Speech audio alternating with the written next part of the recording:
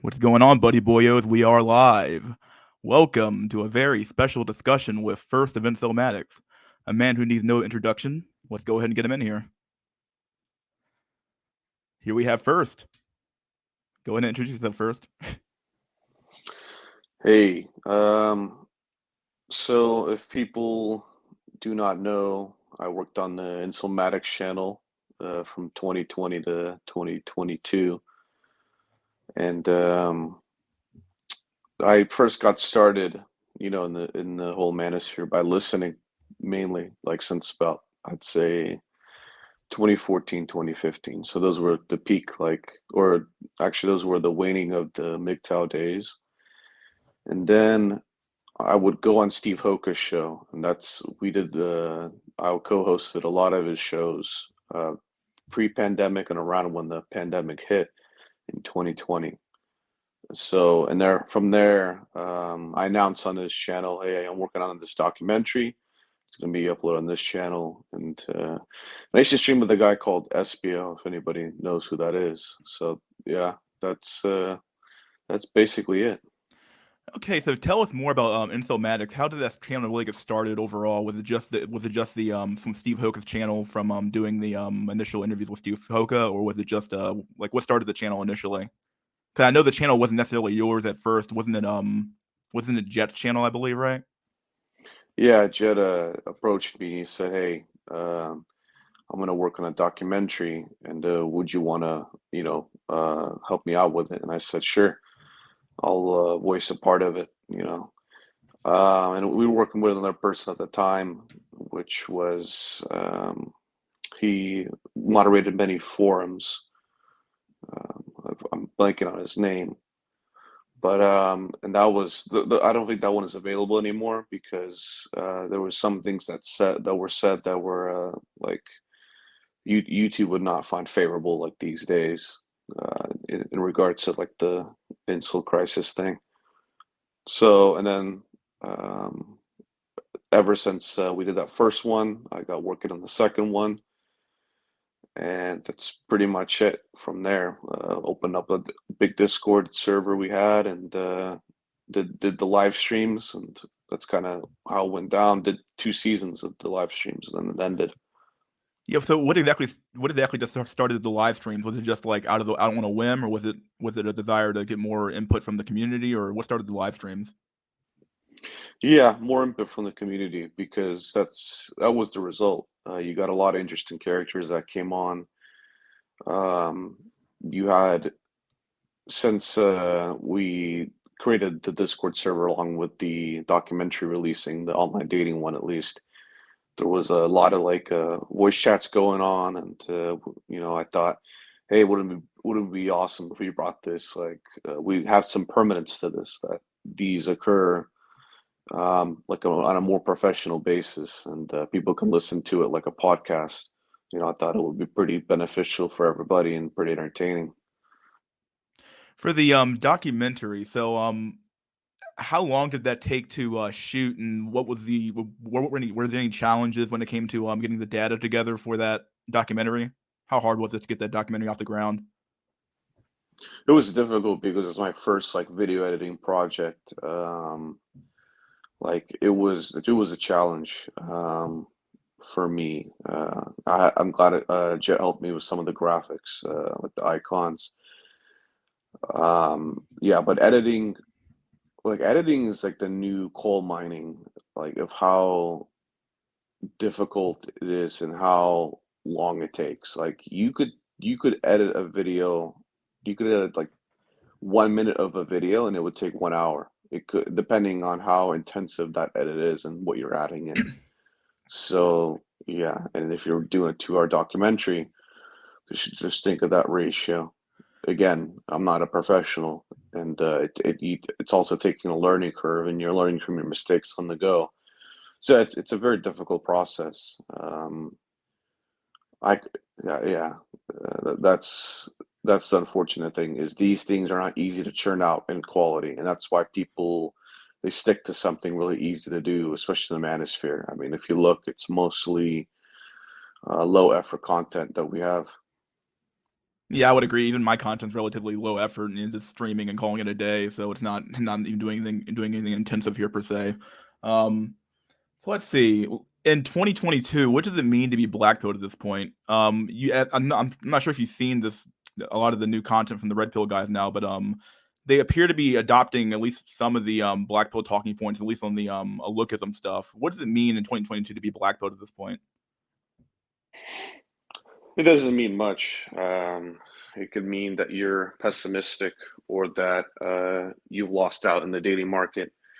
And I think both of these, I think the latter applies more because what happened is when I, was listening to the Manosphere stuff and I was listening to them jump around the question of access, like there would be guys in the MGTOW space that they would outline all the issues, but then they themselves would pretend that oh, like these, we're walking away from this. We're turning our backs to this arrangement that we have, and we're not going to participate. All this stuff, but they didn't mention they were being sent the wrong way, right? You could tell, you could hear it, you could hear it in the voice, you could kind of tell, but the male ego gets in the way of that from admitting that. So we never had like an honest perspective. And then the black pill came around, and what I thought with the black pill is in the incel space is it's probably the most. I thought every space of YouTube is oversaturated. You think of video games, you think of entertainment. There's tons of channels. There's already channels that are established with 10 million views for like 10 years. There's people that do it for a full-time career.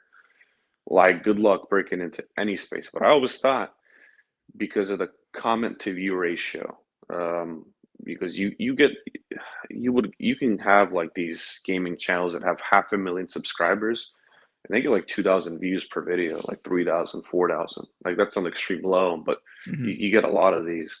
But when the insult content I noticed when like Steve Hoka and I did the streams is how many comments you would get, how many interactions you would get, how many even if only like 1,000 people saw the stream, like there'd be 200, 100 comments. I mean, that's really good compared Yeah, to pretty good almost engagement, everything on honestly. YouTube. Yeah, Yeah, so I'm like, okay, so people really they really feel like there probably isn't enough content. There's this is a fresh discussion.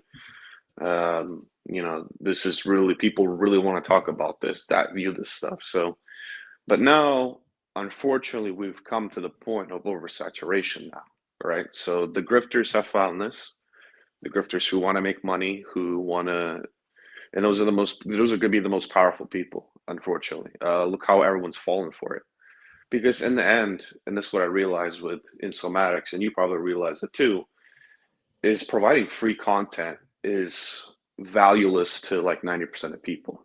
Why? Because they actually want a product to buy because they're American shoppers. They're Western shoppers, right? And people have been taught to yeah, shop. And yeah, that's people I mean that's most people's therapy nowadays is consumerism. And so yeah, they've been taught to shop, they love to shop. So and they want to buy something actually. And that's why things do sell really well if people sell them, especially when they're in this emotional state. They're very vulnerable to have something sold to them. So you what you have now is if you advertise a product that you're selling, say it's a service or something else, a face rating service per what se. Yeah, yeah, it's just totally worthless stuff like that. What you're saying basically is, hey, what I what I'm saying is worth money, and when I speak free, that is also worth money. Whereas if we're offering no product, it's all like consumed for free, and it's like, oh well, there's no dollar figure towards it, so I don't value it, and so this stuff doesn't grow. And that's unfortunately the marketeers, the grifters. YouTube is set up to promote them to for them to succeed. But yeah, for because they get anybody paid that, too. Yeah, they get paid too. So yeah, YouTube does. exactly. So Yeah, that's the problem is when people are miserable, when men are miserable, you can really profit off them, and that's what these snakes have done. And I mean, I gotta wonder, is the community so bright because they've allowed this? and most have been afraid to criticize it. Again, it's spectacular to me. It's disappointing, but it is what it is. It seems like evil wins in the end. Yeah, I'm just gonna name names here, but Wheat Waffles would obviously be the biggest. He's by far, other than maybe I think he even exceeds Face and LMS now. I think he's the biggest quote unquote black pill channel on YouTube right now. But he's by far the most popular, and he sells a product, and he sells face ratings for $5 to $10, and he gets a lot of views. And I think he's I'm not even quite sure what his brand really is, because he seems to be selling he's selling a semi black pill that's sort of like full of a little bit of hopium, basically trying to tell people like, okay, well, you can succeed if you do X, Y, and Z. These are the things you need to do, and that stuff isn't necessarily bad per se, but like you're basically just profiting off of male suffering at the end of the day. I mean, that's basically the name of the game at the end of the day. I mean, I made a video called Societal Grift a few months ago, really years ago at this point, and I basically talked about how the entire system just appears to be primed to just exploit male suffering at the end of the day. So Yeah. Look, and it's silly to me that people say doxed. Oh, he planned to get doxed. He revealed his information, and he emailed us twice on the Incelmatics, and I never wanted to, collaborate with him. It always seemed sketchy. When we took videos down, he would reach out like, "Why'd you take it down?" And it's obvious because he wants to take pieces of what we said in those, what others have said in those, and use it for his own content. That's what he's done. I mean, other people have done it. That's that's yeah, what it is. We don't own these ideas. I've certainly borrowed, from some ideas I heard from Steve Hoka from when I was listening to him in mm-hmm. 2014. So, Yeah, and I've they're borrowed from not, you quite a bit too as but well. But I always give credit though, but honestly. But go yeah, ahead. I'm there's sorry. a difference when someone does it and then they spin around to make money and to make a whole, operation here. And I mean, that's what he's done successfully. And people basically handed it to him. Nobody really opposed him, right? Because unfortunately, there was a Vice documentary of interviewing an incel, and what the guy said is, what you're dealing with here in these incel spaces with these are dealing with meek men. You're not dealing with these like aggressive like murdering types. You're dealing with very meek men who are. I mean, I see this. People are afraid to even speak on a VC in a Discord. So how do you think these people will will oppose anything? So that's the thing is not only is the community ripe for exploitation, it's utterly defenseless. That's interesting. Yeah, he's utterly defenseless against this never-ending cascade of grifters and people just looking to exploit these downtrodden men effectively. What do you did you watch the Jordan Peterson interview with Piers Morgan? I heard about it. Yeah, he was crying about how I think it's Olivia Wilde who basically making a movie about a Jordan Peterson-esque person who's effectively just like the incel king, and he's crying on the Discord. What do you think about Jordan Peterson? Do you think he's genuine in his desire to actually help men or to help incels, or do you think he's just another grifter making money off of men with his books and stuff like that? I haven't watched much of him. I watched some stuff of him. I know he has a lot of lectures out there, and for me to give a really like judgment of Jordan Peterson, I would have to go back and watch this. I initially, I'll tell you, like subjectively, I don't like I don't see them as this like really good figure. He does say some things that I would agree with, some things I don't. And he's a product. Remember, he's a product of a very very older generation. Yeah. He's a product of academia and rising through it. So he's been tainted by this as a neutral term. So that's the thing you got to consider is that the older men get, I think the less their advice really pertains to. In fact, their advice becomes like a hamstring, honestly, because it just these are such different times. They're changing so rapidly fast that. But there is some wisdom in age, and I guess learning from other people's mistakes. But yeah, again, I've watched like Stefan Molyneux's criticism of Jordan Peterson. I thought it was pretty good. This guy that he it's kind of like do as I say, not do as I do, because when he does, look at the state of his daughter, look at the state of his Yeah, like addictions and his health. But overall, I haven't watched enough Jordan Peterson. I haven't listened enough to really make a judgment, like full judgment here or there. But on the surface of it, if I was to look at Jordan Peterson and consider him as this professor, and now he's getting big, I think most of it is most of these things are done is once he gets in the limelight, once he gets a little bit taste of the celebrity experiences, he's going to take it all the way, and he's just doing what he does to become a celebrity. You know, yeah, and if some of that accidentally helps men, then that's more help towards his conquest. But I don't see like this him as such a like a legitimate figure to help you. I mean, at the end of the day, you can only help yourself. I would really advise people to stop looking for any figures. These figures are not going to save you, and they have what they even my channel. I have a particular situation, and that situation is not going to apply to you.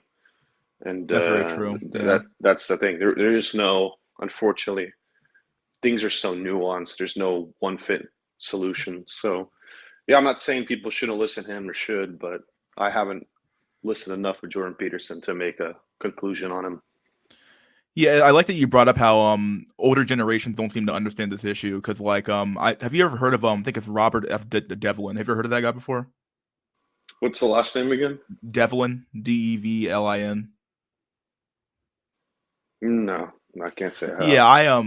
I did a stream a few weeks ago. Maybe you can watch it because I might even send you the videos actually on Discord. Either way, he actually covered this topic like 10 years ago, and everything he said has come true.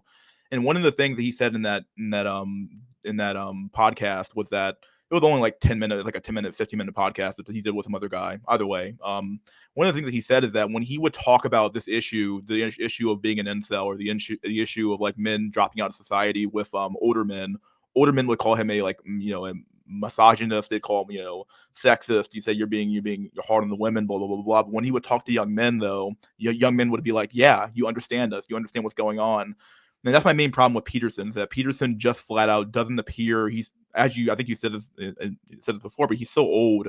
He's not going to understand what you're going through. He doesn't truly understand. Like he might be able to empathize with you. Like he'll be like, oh wow, that's unfortunate that you're alone and you're a lonely man and you have no wife and no kids or no family or anything like that to nothing to look forward to in your future. But he can't truly understand. He doesn't know what it's like. So he can't actually give you the right advice. And as you said earlier, any advice that you get from this community, it's not going to be one size fits all. It just can't help.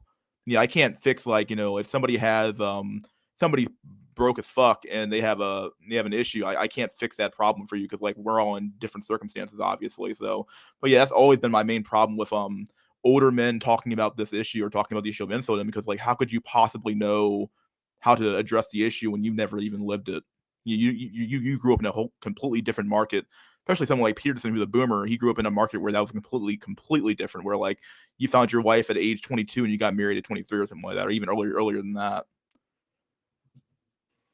He comes from the most artificial time that was beneficial for men.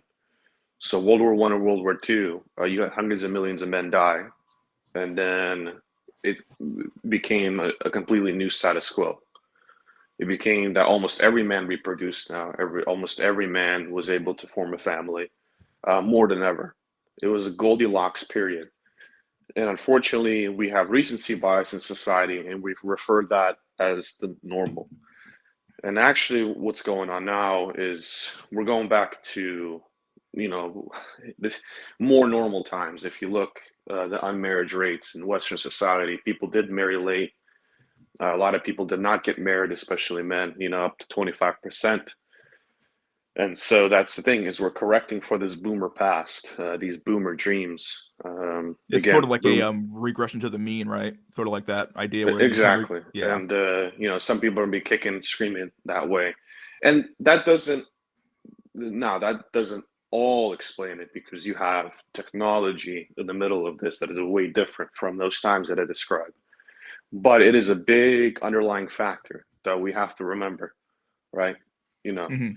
there was World War I, World War II that killed off, hundreds of millions of men.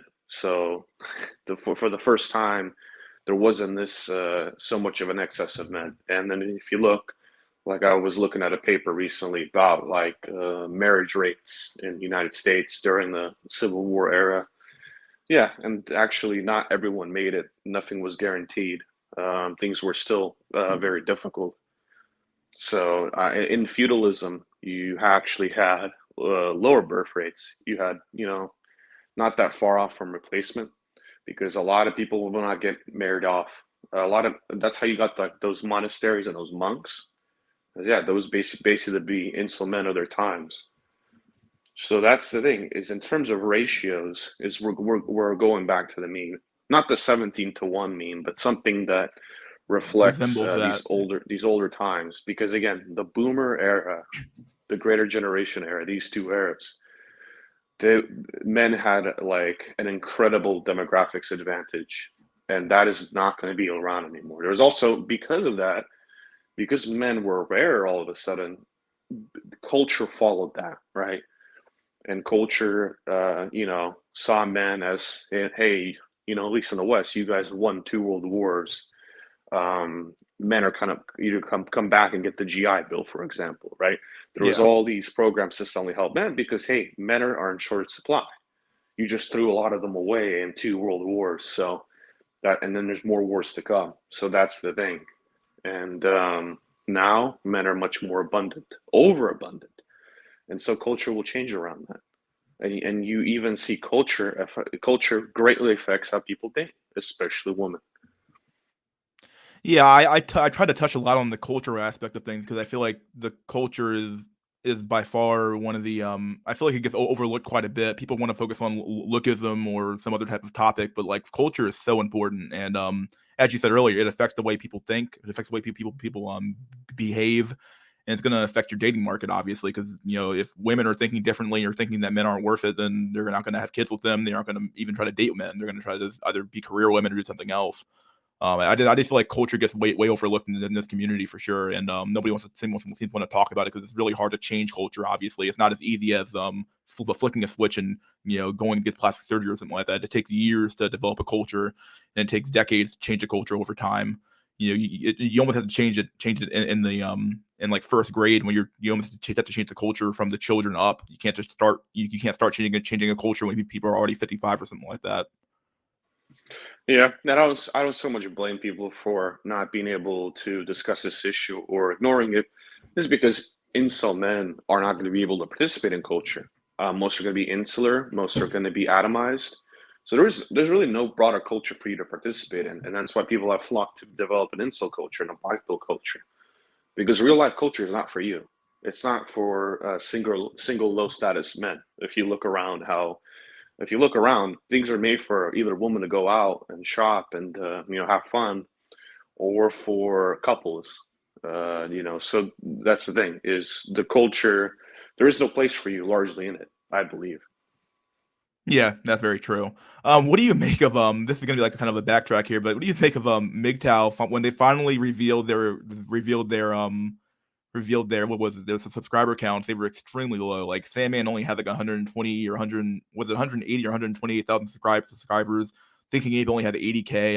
I was like, what? Oh, these channels are so small.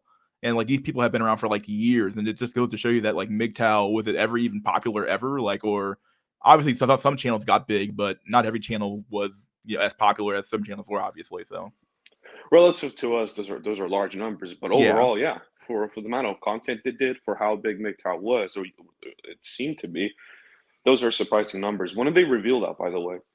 they YouTube forced that update probably 2-3 weeks ago or something like that. It's Oh, very that's recent. awesome. Yeah, Because they they were forced you probably to have your hiding it for subscriber count. those Yeah, facts. They they were hiding it just because of that reason. And again, why would you hide these things? I wonder. I know Sandman and Thinking Ape, they both had this ordeal over being grifters, but they're both grifters in the end. Thinking Ape is just the type of grifter that he will take black pill and put it in every video title now. He'll suddenly jump on the train late and make all this content about it because that's where he sees the analytics moving to. That's where he sees the views. And this guy needs to bump out a 15-minute video every week to get donations and ad revenue and all this stuff. So And end of the day, at this, it's been a decade. It's been more than a decade. These guys are past their, their content creator prime. It is said broadly about like most music artists, movie stars, all these people. You got about a decade of peak performance, right? Before you level off. You got about a decade as an artist. Some people may vary, but generally that's what it is, the life cycle.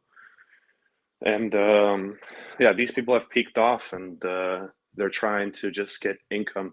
Sandman's pretty blatant about his thinking. He Yeah, he's pretends that very he's blatant like about not. it. He's He pretends that he's anti that, but he's with that too. I mean, these guys all do it for something, unfortunately. I So mean, Sandman literally starts his videos off of like, "Hey, I didn't get any donations today. Please help me out," or something like that. Or I'm gonna stop doing videos if I don't get donations. So it's like it's very yeah, obvious he's about the yeah, money. yeah. It's just I'm glad that era is over. Honestly, I'm glad the MGTOW era has because these grifters took it over. Unfortunately, that's the problem with these systems we have is psychopathic people looking to create status, people looking to make money.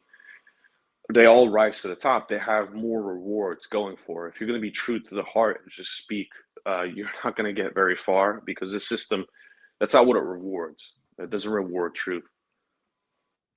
Yeah, it seems to reward a narrative that's far more than it rewards truth. If you have a good narrative and a good story to tell somebody about that's really hopeful and inspiring, that gets them off their ass to do something else, and that appears to do way better than just telling them the blunt truth that like, oh yeah, you're probably fucked because either the demographic situation's fucked or your looks are fucked, something like that.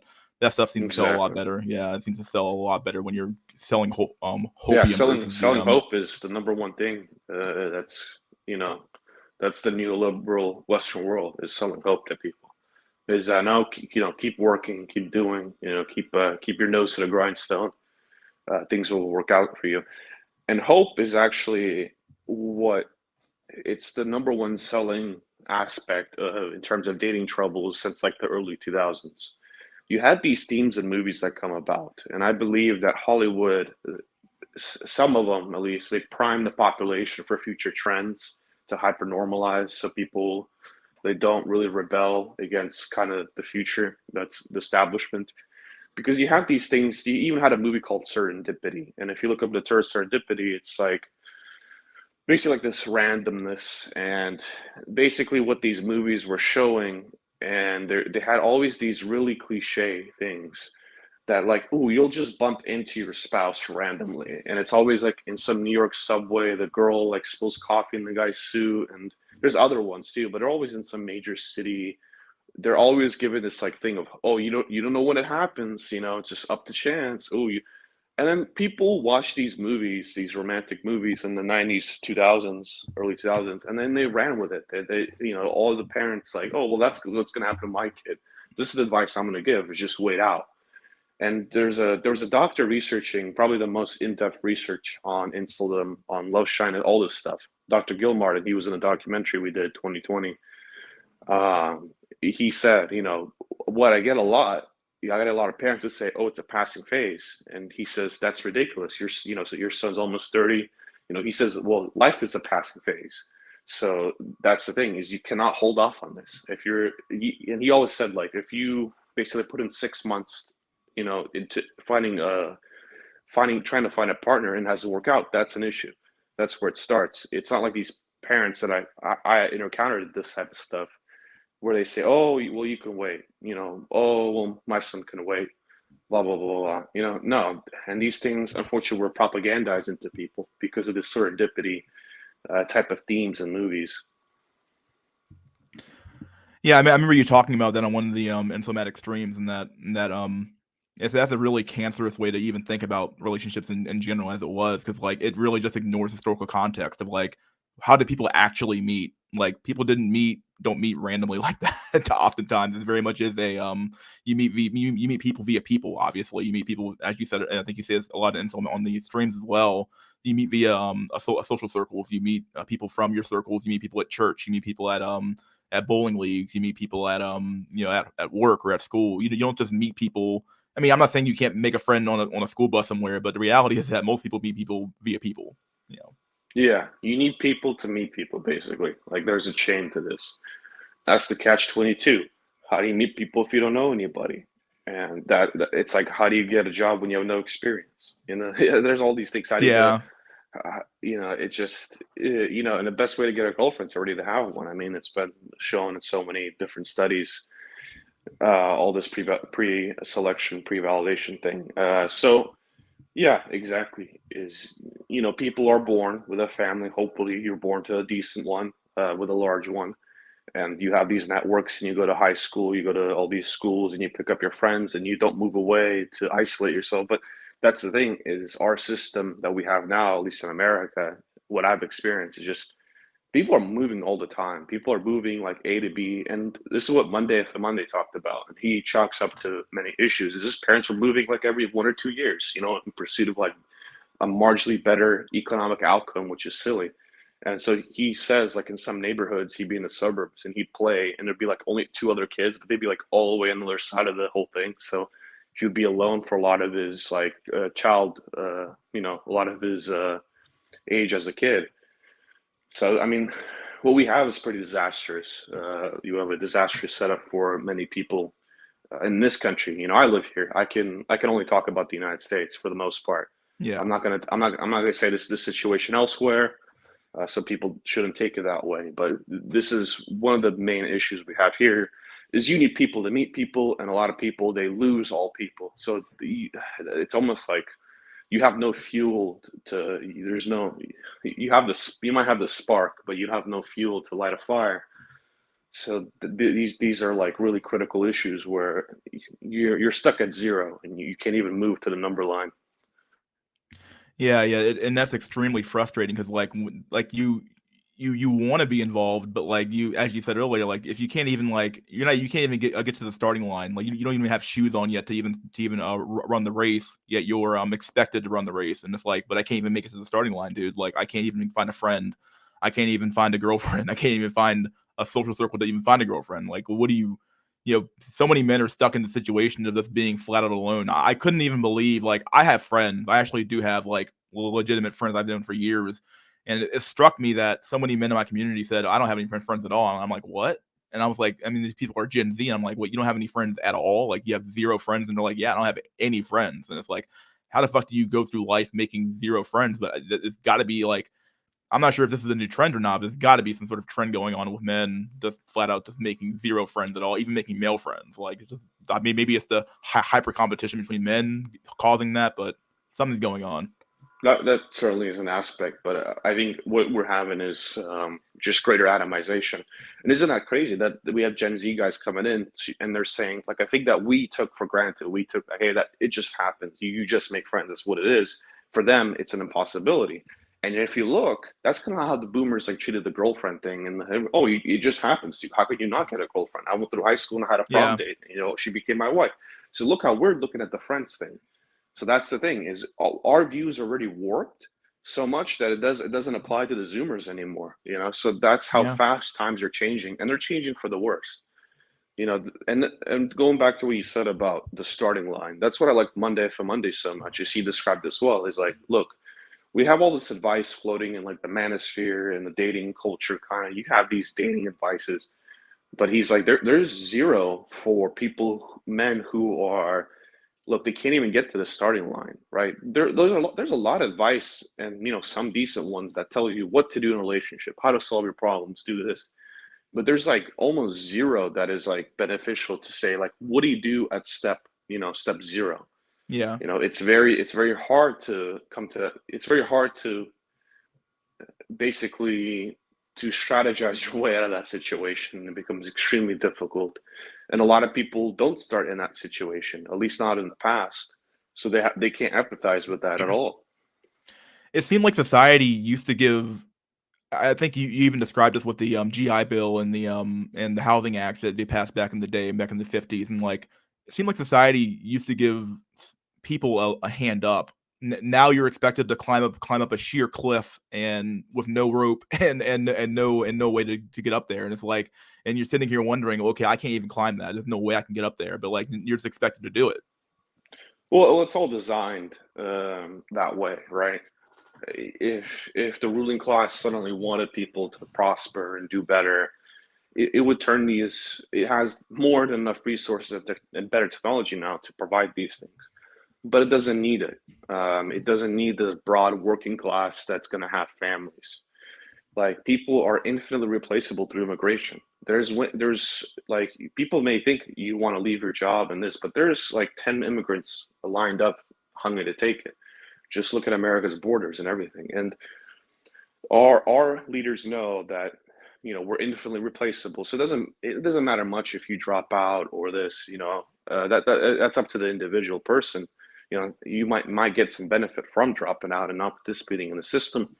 But this is the problem: is in those times we hadn't hit globalization yet. We hadn't hit like neoliberalism yet. We haven't hit this thing where people are infinitely replaceable.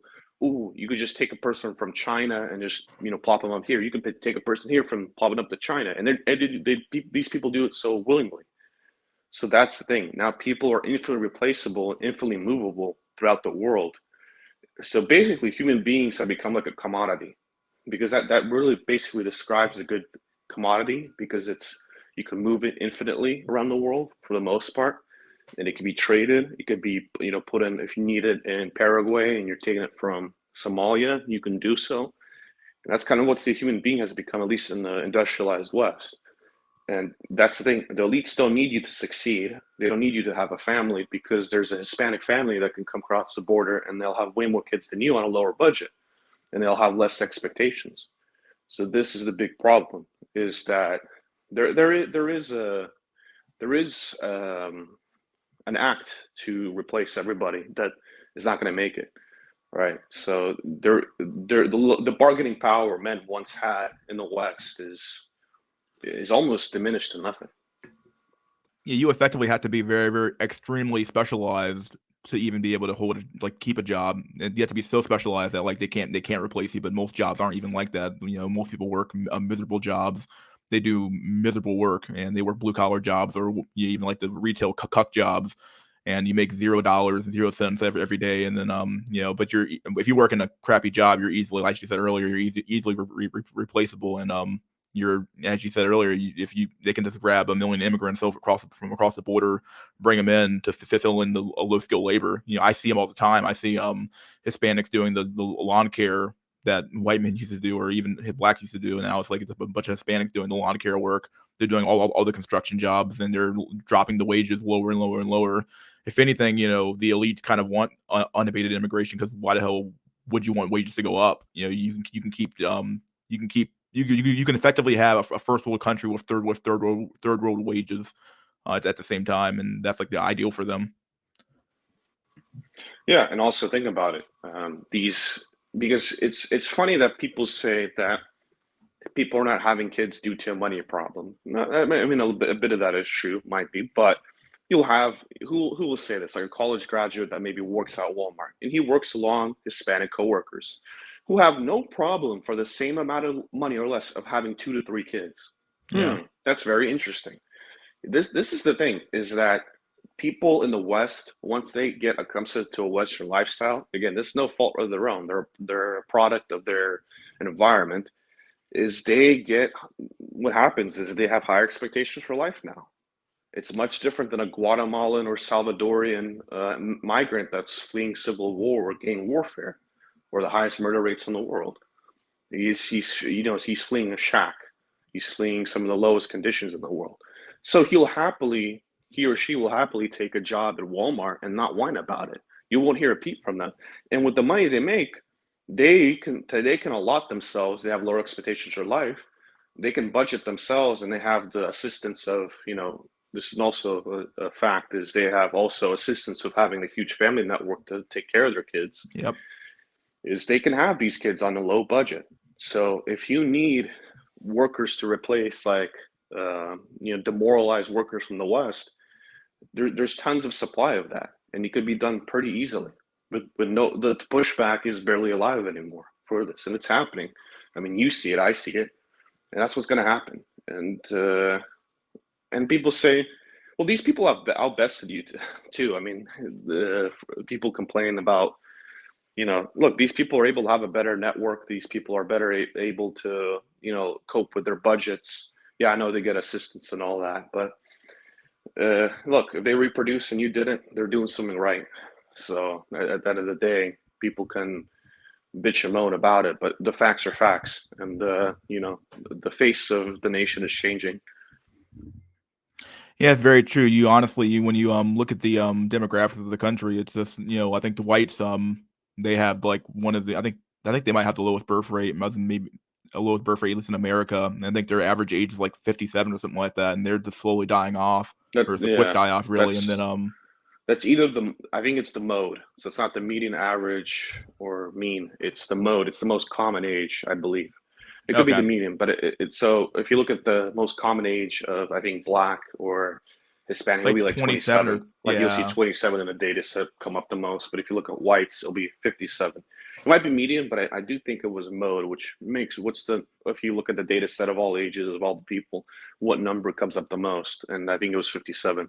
Could be the median. I'm not sure. People have to look back at that. But either way, it's disastrous for a population pyramid at least. And here's another big problem is going back to this whole situation with who the younger people are in this country is, look, this is when these are going to be the people who decide the future policies and the future basically the momentum of the nation, and they're going to be much pro their own.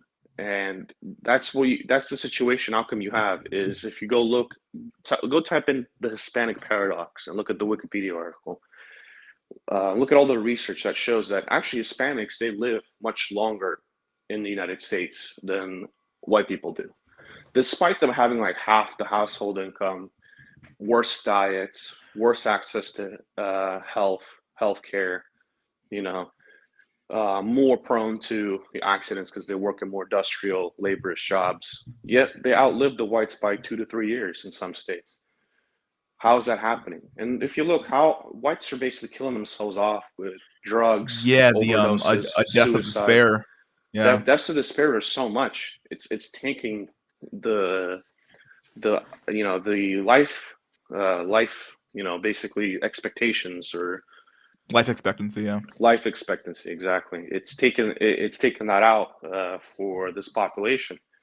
And you would look at this and like, look, how is this happening? Because the variables are all on the white side to live longer. But if you look deeper, this is an atomized society. White society in America is deeply atomized. It's very, very hyper competitive. It's it'll move. You'll have cousins living, brothers, sisters living on different sides of the country from one another. You'll have parents sending their kids to colleges that are like thousands of miles away. Well, you look at these Hispanic families, they really remain where they're at, and they grow. Like they all live in multi-generational households, which are beneficial for raising children because of the division of labor. So basically you're competing with Hispanics that live in like a 1950s mindset, right? That's going to be hard. That's the problem with being like, and this isn't just a white guy problem.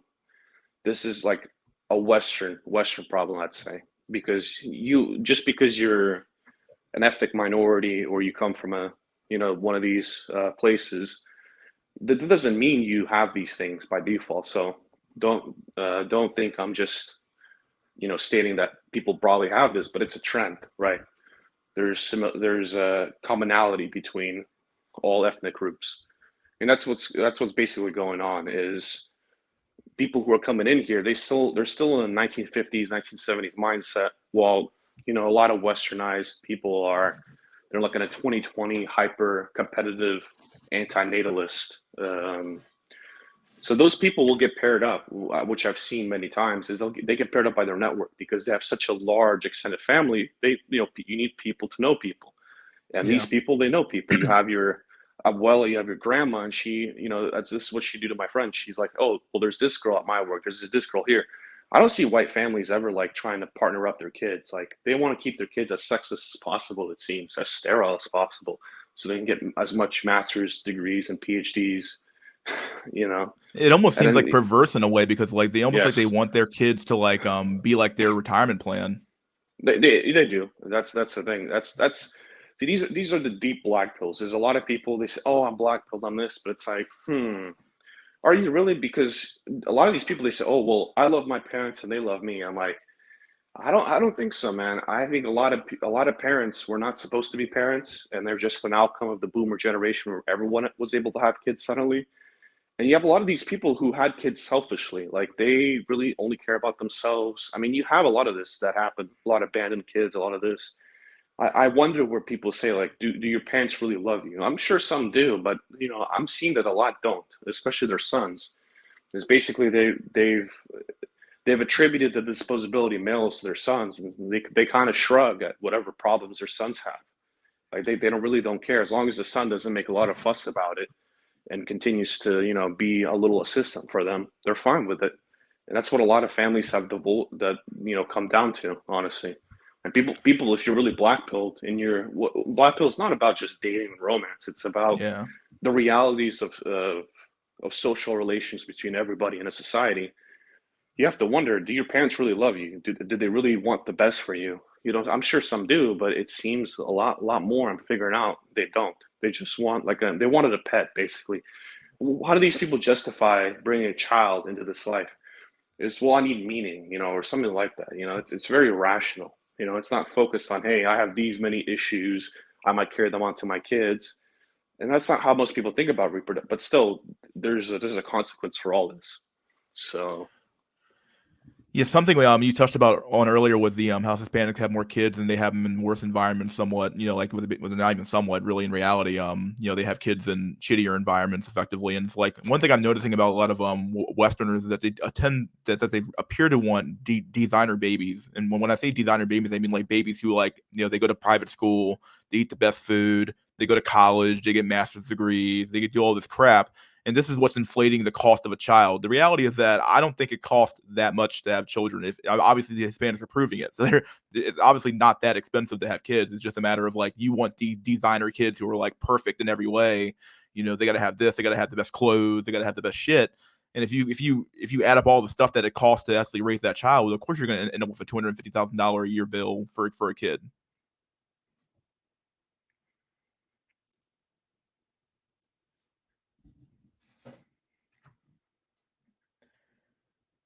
Just to touch on another thing here. So, what do you think is the primary cause of insulin overall? If you had to put it down to a few points here. Obviously, we've covered a lot of issues here. So, what do you think is the primary cause of insulin? Is he still here? Oh, yeah, he left and came back. Oh, what happened? StreamYard just sucks. That's what happens. Okay. That's why I never used it. Oh boy. That's fine. It worked. It worked. Did you hear what I said? Yeah.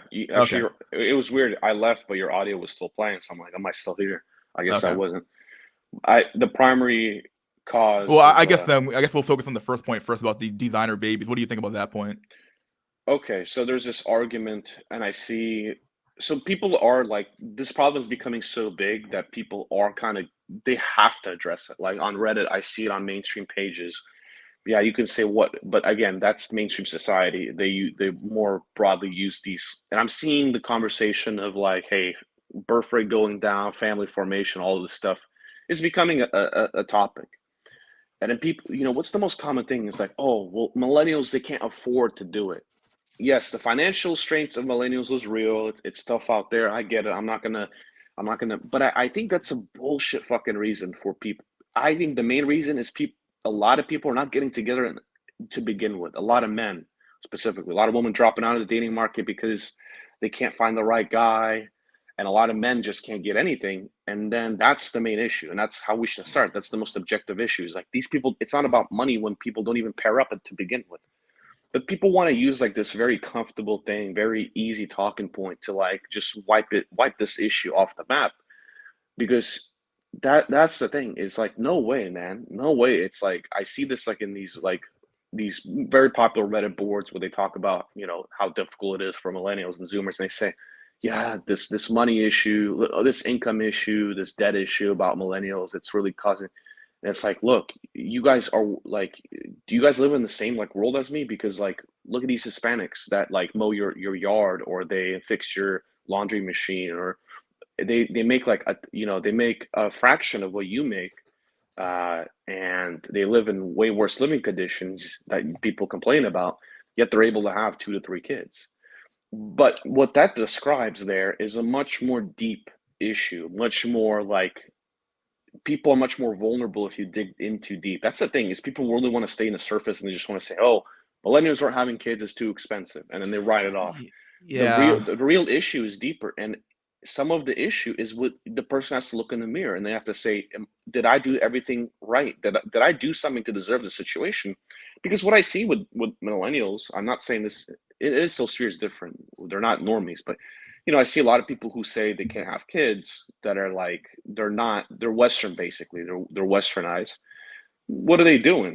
They're a bit too busy having vacations. They're too busy pursuing extra education. They're too busy buying like a vehicle that they really don't need. They're busy. I mean, look at most of the social media feeds. It's like consumption of this. It's going to concerts. It's going this. Like basically, they made their own decision. They've made their own bed. They made their own grave to lie in, that they didn't value these things. Yeah. They only value them because they it's like too late. They've lost, they don't have the opportunity anymore, or they realize they've missed out. But generally they chose to have these extraordinary lifestyles that the Hispanic migrant will not have. Like they're going to concerts, they're going this, they're going here, they're going there, they're going on vacations to this island country, then they're Europe there. They Yep. want designer clothes, Yeah. they want to take this, they want to have a good social media profile. Hmm. Like they're going to this concert, they're going here. Like just look. People.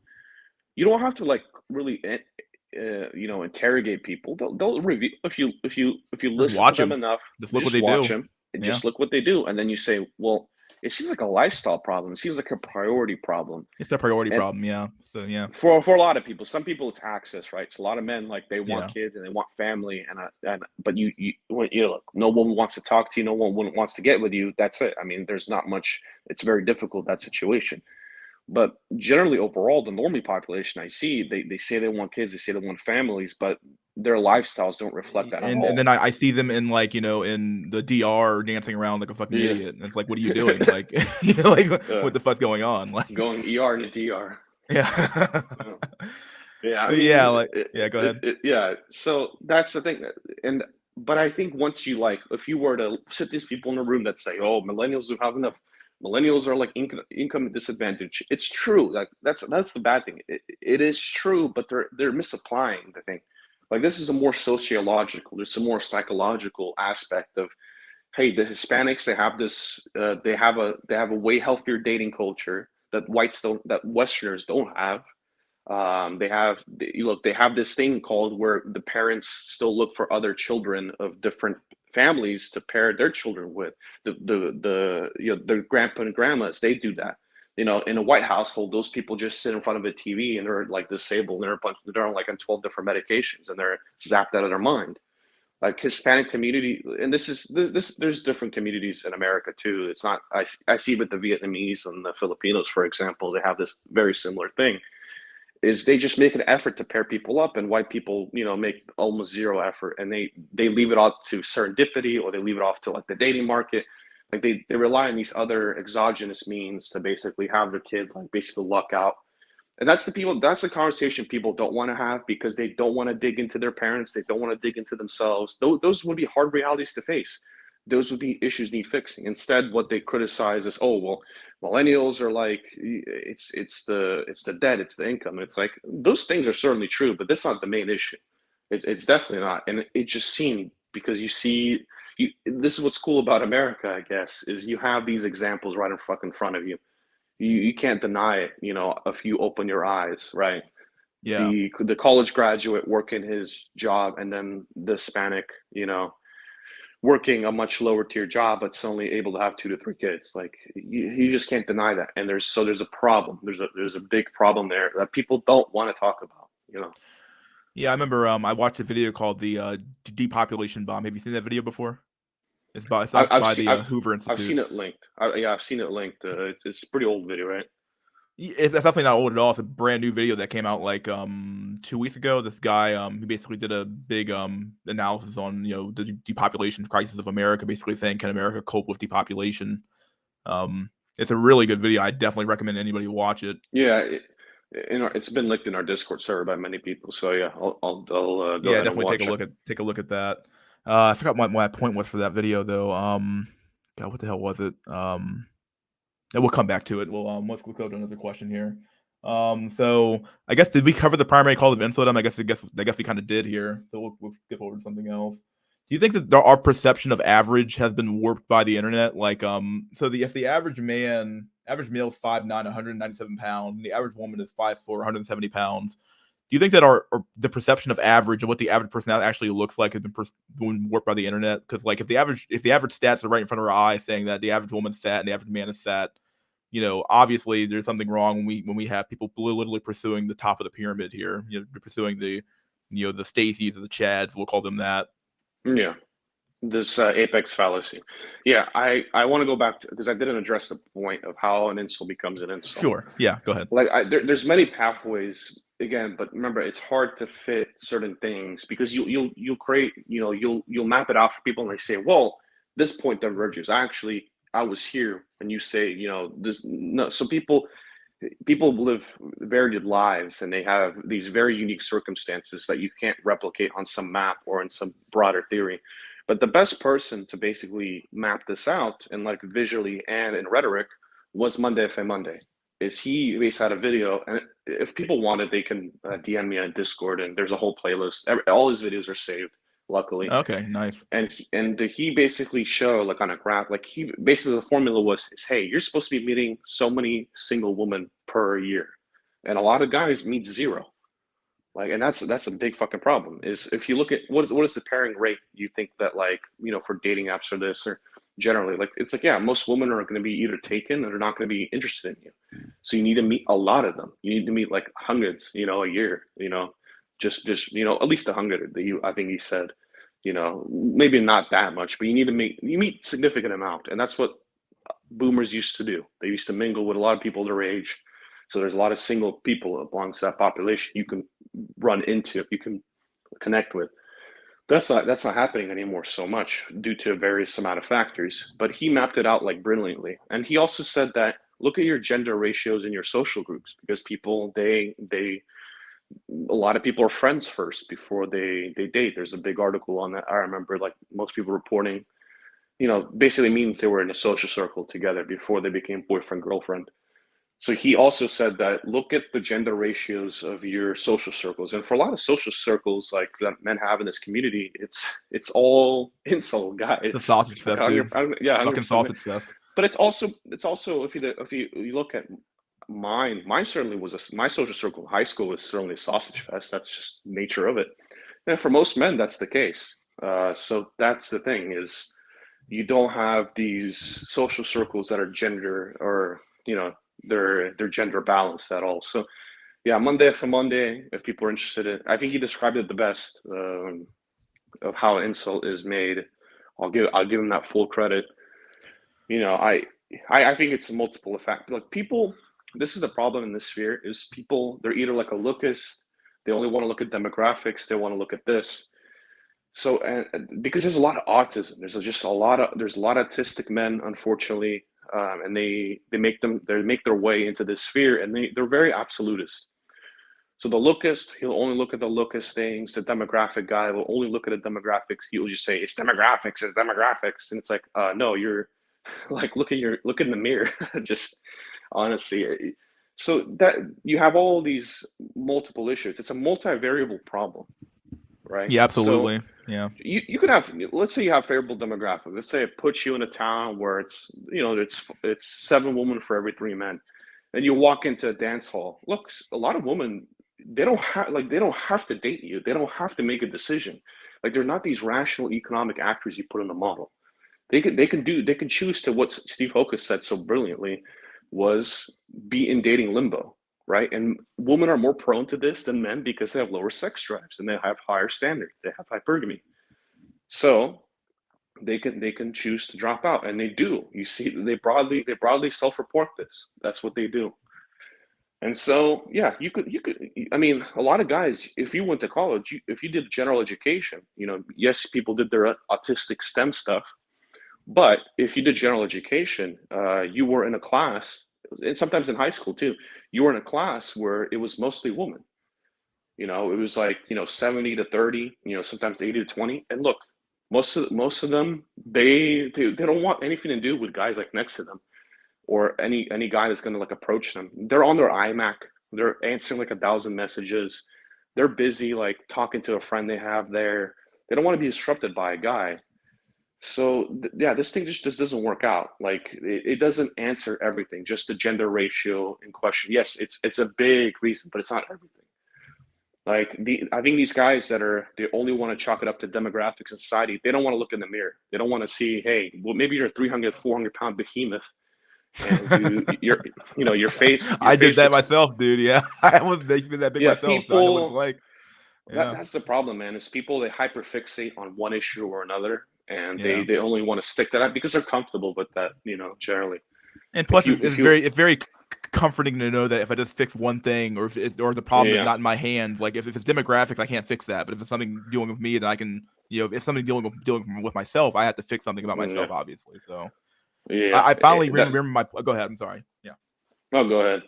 Yeah, for the depopulation bomb, I remember you were talking earlier about the money when it came to Hispanics and having kids and stuff like that. And obviously Sweden and the Scandinavian countries have they obviously have pretty bad demographics as well. Their population is also declining, I believe.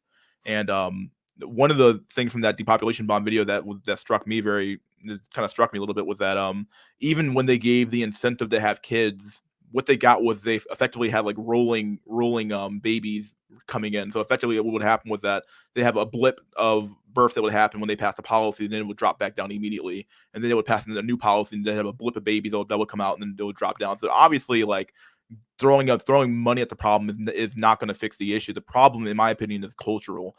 If you have a group of women who just flat out don't value family, or if you have a group of men and women, really, at the end of the day, I'm not just going to blame women, it's blame men too. If you have a group of people who just flat out don't value family, or don't value having babies, or don't value having social circles, you're not going to fix this issue with just throwing money at the problem. I don't think the problem is money. Sometimes, like I think the problem. I'm not saying money doesn't matter, but money is not the primary problem of this issue, as you said earlier. So.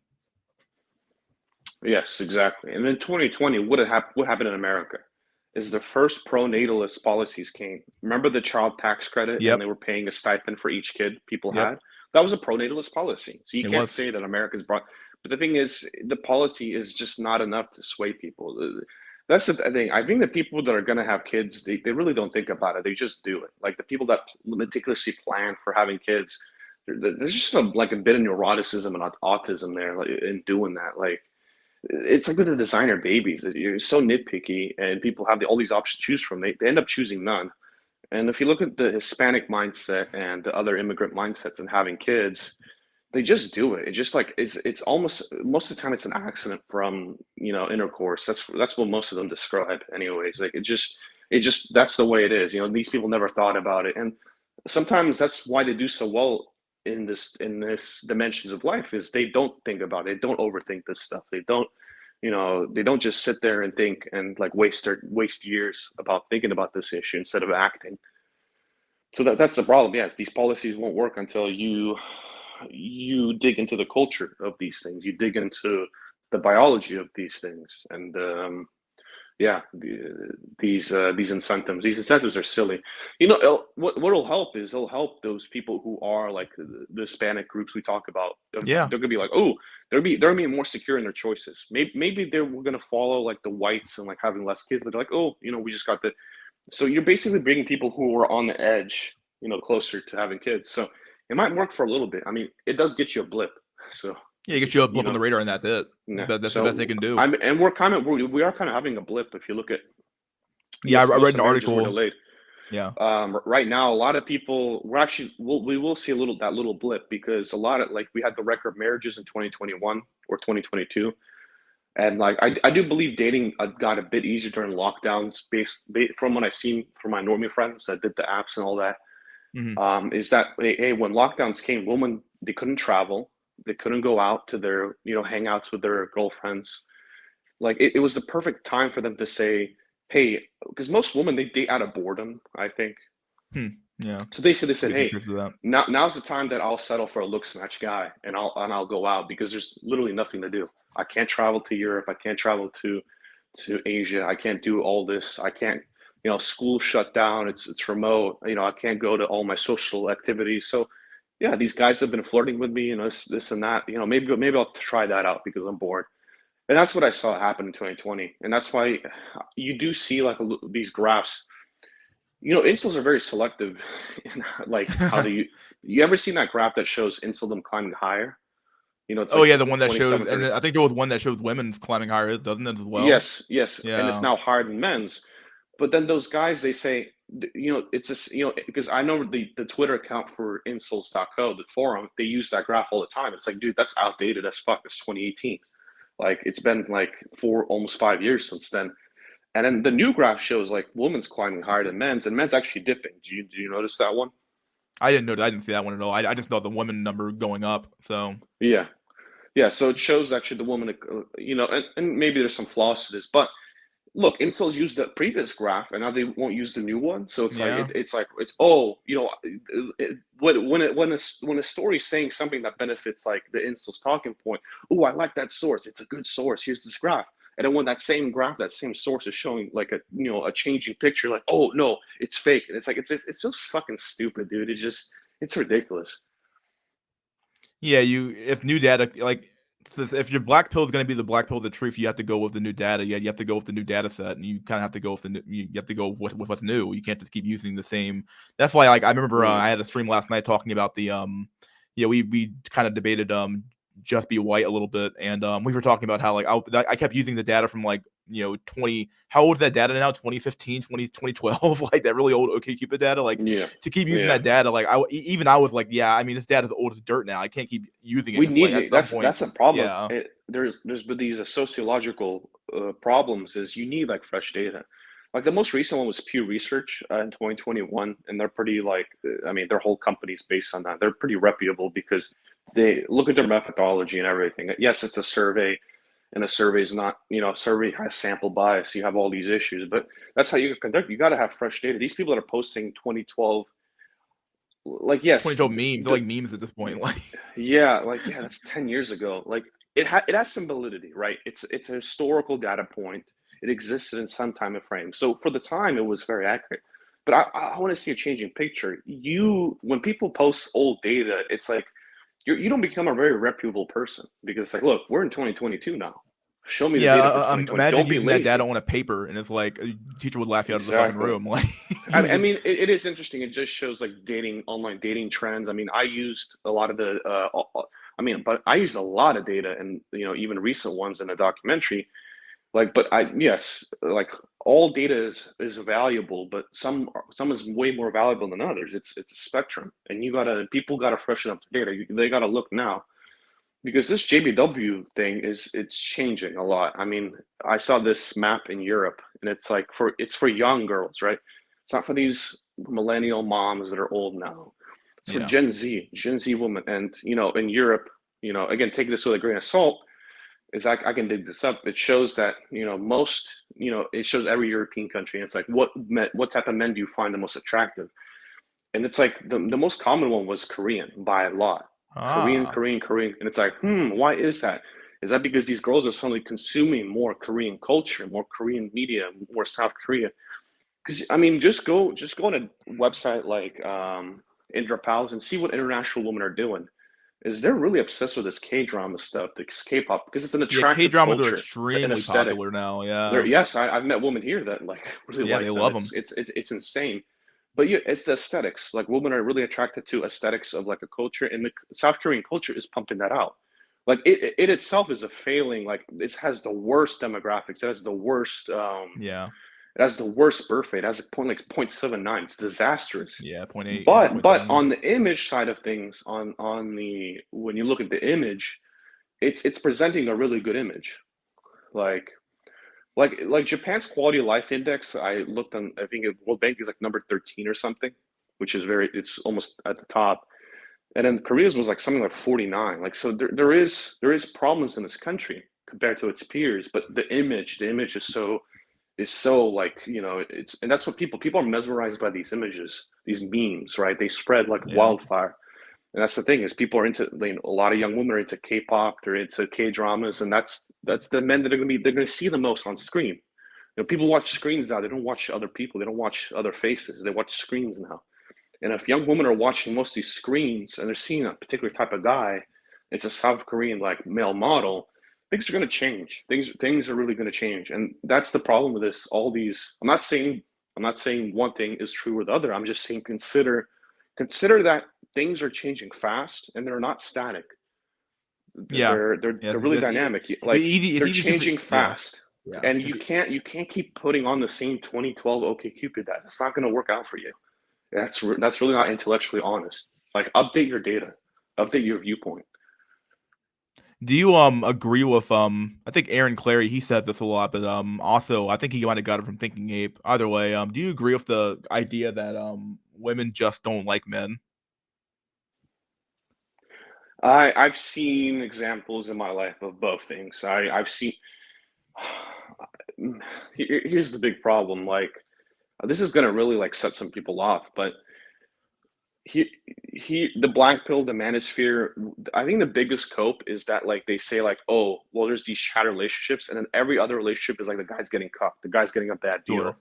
And I haven't seen that in real life. I'm sorry, but that's just not the fact. Is, most relationships, if they're long term, is no, the woman doesn't like the guy. In fact, she's in love with the guy. You may think, you may look at the guy and what does she see in him, dude? That's been a meme in like women's culture for a long time. What does she see in him, Yeah. right? They look at the guy. He doesn't have good looks. Doesn't I'm not saying he has bad ones either. Again, but there's nothing sworn about. Somehow the woman loves him, and these are a lot of these relationships. I mean, I remember. Look, these women would spoil these guys. Like, on their birthday, they'd buy them like all this shit. And then I remember watching this video of like this average guy on YouTube, and he's showing like, he's like, it's like gift unwrapping time. He's some like Call of Duty player or something. Yes, he has like the status of being, but he knew this girl before all that.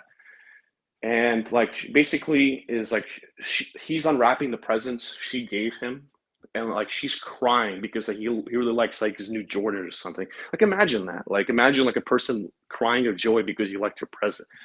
Like, and this happens a lot. Like, so I know this is one anecdote, but again, it's important to show people, because people are so alien to this stuff. They think like it's all this dark dystopian world and this cyberpunk world where like it's just like these, it's insane. But that's the thing, is most relationships, I think, are happy or they wouldn't continue. Like, the unhappy ones usually fall apart pretty fast, where the people have like, there's an asymmetry there, or because I've known friends, I've known friends that have girlfriends. I've been in these relationships where it's times are going good, times are going well, and you do love each other, and you do like, it's like the woman is like, she will give you gifts, and she will like, she will be obsessed with you and all this stuff. And this happens to a lot of guys. This happens to, I'd say, to most guys. And what black pillars they want to do is they don't want to cope with that. They don't want to know how good other men have it to them. So they say, Yeah. oh, all these guys are cucked. All these guys, all women hate all men. And it's like, no, dude, maybe you're just the one that's being hated. Maybe you're just in the bottom 10%. And that's what, like, because like, that's the thing with the Chad thing. It's like, oh, the Chad. Yes, they certainly exist.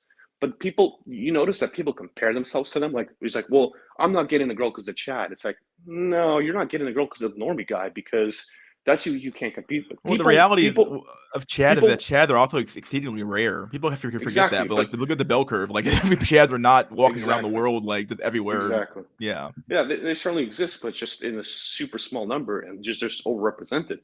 But what people do in this black pill sphere is they say, well, I'm not getting a girl, it's all Chad. So because they're comfortable with saying, hey, I'm lower than Chad. They're like, oh, well, yeah, I'm lower than Chad, so I can't, of course it can compete. But then it's like, no, you're actually lower than normie. Like, people, like, the black pill sphere wants to cope that, oh, we're just average guys. And I'd say, no, man. A lot of people in the spheres, you're in the bottom 10%. You're in the bottom 10%. And the incel reality isn't for most men, at least from what I see. Not that I've aged a bit. It's just most guy, like, you even look at the incel rates. I don't believe like this is why this issue is not discussed as much and it's not as big is because that's a fact. It's still a minority of men that are facing this. And to say it's the majority, I think that's kind of coping. I It's definitely honestly not do. the majority, but do you think it's a sizable minority? Or you think It's it's a sizable. completely It's a small sizable minority? minority, Okay. but that minority is like a lot of them. Look, if it's an autistic, mentally disabled guy that's like 400 pounds, like Then it's like whatever, dude. society's going to take him, single them seriously, Yeah. right? If the guy's batshit insane and the guy's like, he's a maniac that is running around all across the country. I mean, is society going to take him seriously? Like, no. That's the thing is some men do deserve to be single. That's just a fact. And people are going to get angry at this. People are going to throw a fit. Whatever. I mean, but that's the fact. Is just black pillars want to cope the fact that they don't want to know what they're missing out on. Like you're supposed to be having these experiences, and they're supposed to be molding you in a positive way, and you're not. You don't have a girlfriend that loves you, that gives you gifts, that like she increases your status. She's there for you. She helps you out during the hard times. You don't have this thing, and people are they're so miserable. They can't even imagine these things. They think that all guys are getting cucked that aren't Chad. It's like it's silly, man. Like just that's the problem with not having friends, right? Is they don't see the reality. Because I could say, Yeah. well, go to your social media page and look at all the men. That's I think that's the best litmus test. Is look, you are a product of your environment. Go back to your environment and see where the people came from. That environment, Yeah. how they do it. So I can go back to my high school page and I I'm can seeing it see. now. Yeah, I'm seeing it now on Yes, my you're own getting a little Facebook bit older page. and you're Like seeing it. Yeah, I'm 30, so like I see all the I'm yeah, seeing a lot of the like basically Facebook has this weird thing now where it's literally adding everybody, it's not adding people, but it's like literally giving you like a bunch of people who you might know effectively. So it's popping up every day. I see people I might know. And from what I'm seeing, honestly, is that I'm seeing a lot of single women. I'm seeing a lot of single men, but the people who are in relationships, they typically have kids and they typically tend to be happy. I'll put it like that. They yes, tend to be in happy exactly. I relationships. mean, But they're much I'm happier not with some saying there's not a online. lot of single men and women. There are a lot of single men and women. There's plenty of them, honestly, walking around the world. But the reality is that the ones who are in relationships are pretty happy. Is what I'm saying. They Yes, have kids now. exactly. They've yeah. Yeah. So, like, because they say like, oh, the guy's unhappy. The guy's this. Like, look, he's not in some iron-bound contract where yes, some guys will remain, but that only lasts for some time. I mean, that's the thing. These things do fall. Most people are happy.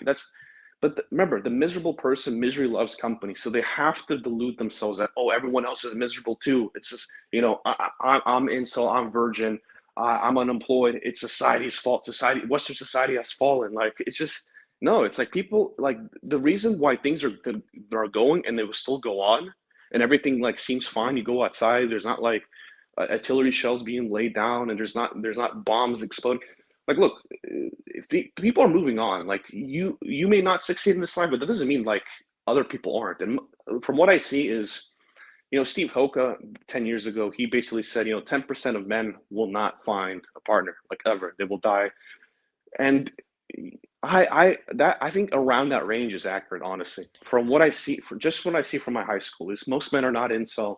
Most men did find a relationship eventually, but yes, the incel portion is growing. What do you make of It's the rise of the she economy article that came out a few years ago? That talked about how I think it was what was the stat again? It was like 40 something or 30 something% of women would be single by 20 something. I forgot what the exact stat was. There was a sizable portion of women were going to be single. Wouldn't that also I mean think that it's if half by 2050. I think yeah that's what these there's all these like hedge funds and all these like they're all banking on they're this prepared idea. they're all Yeah. banking on this idea.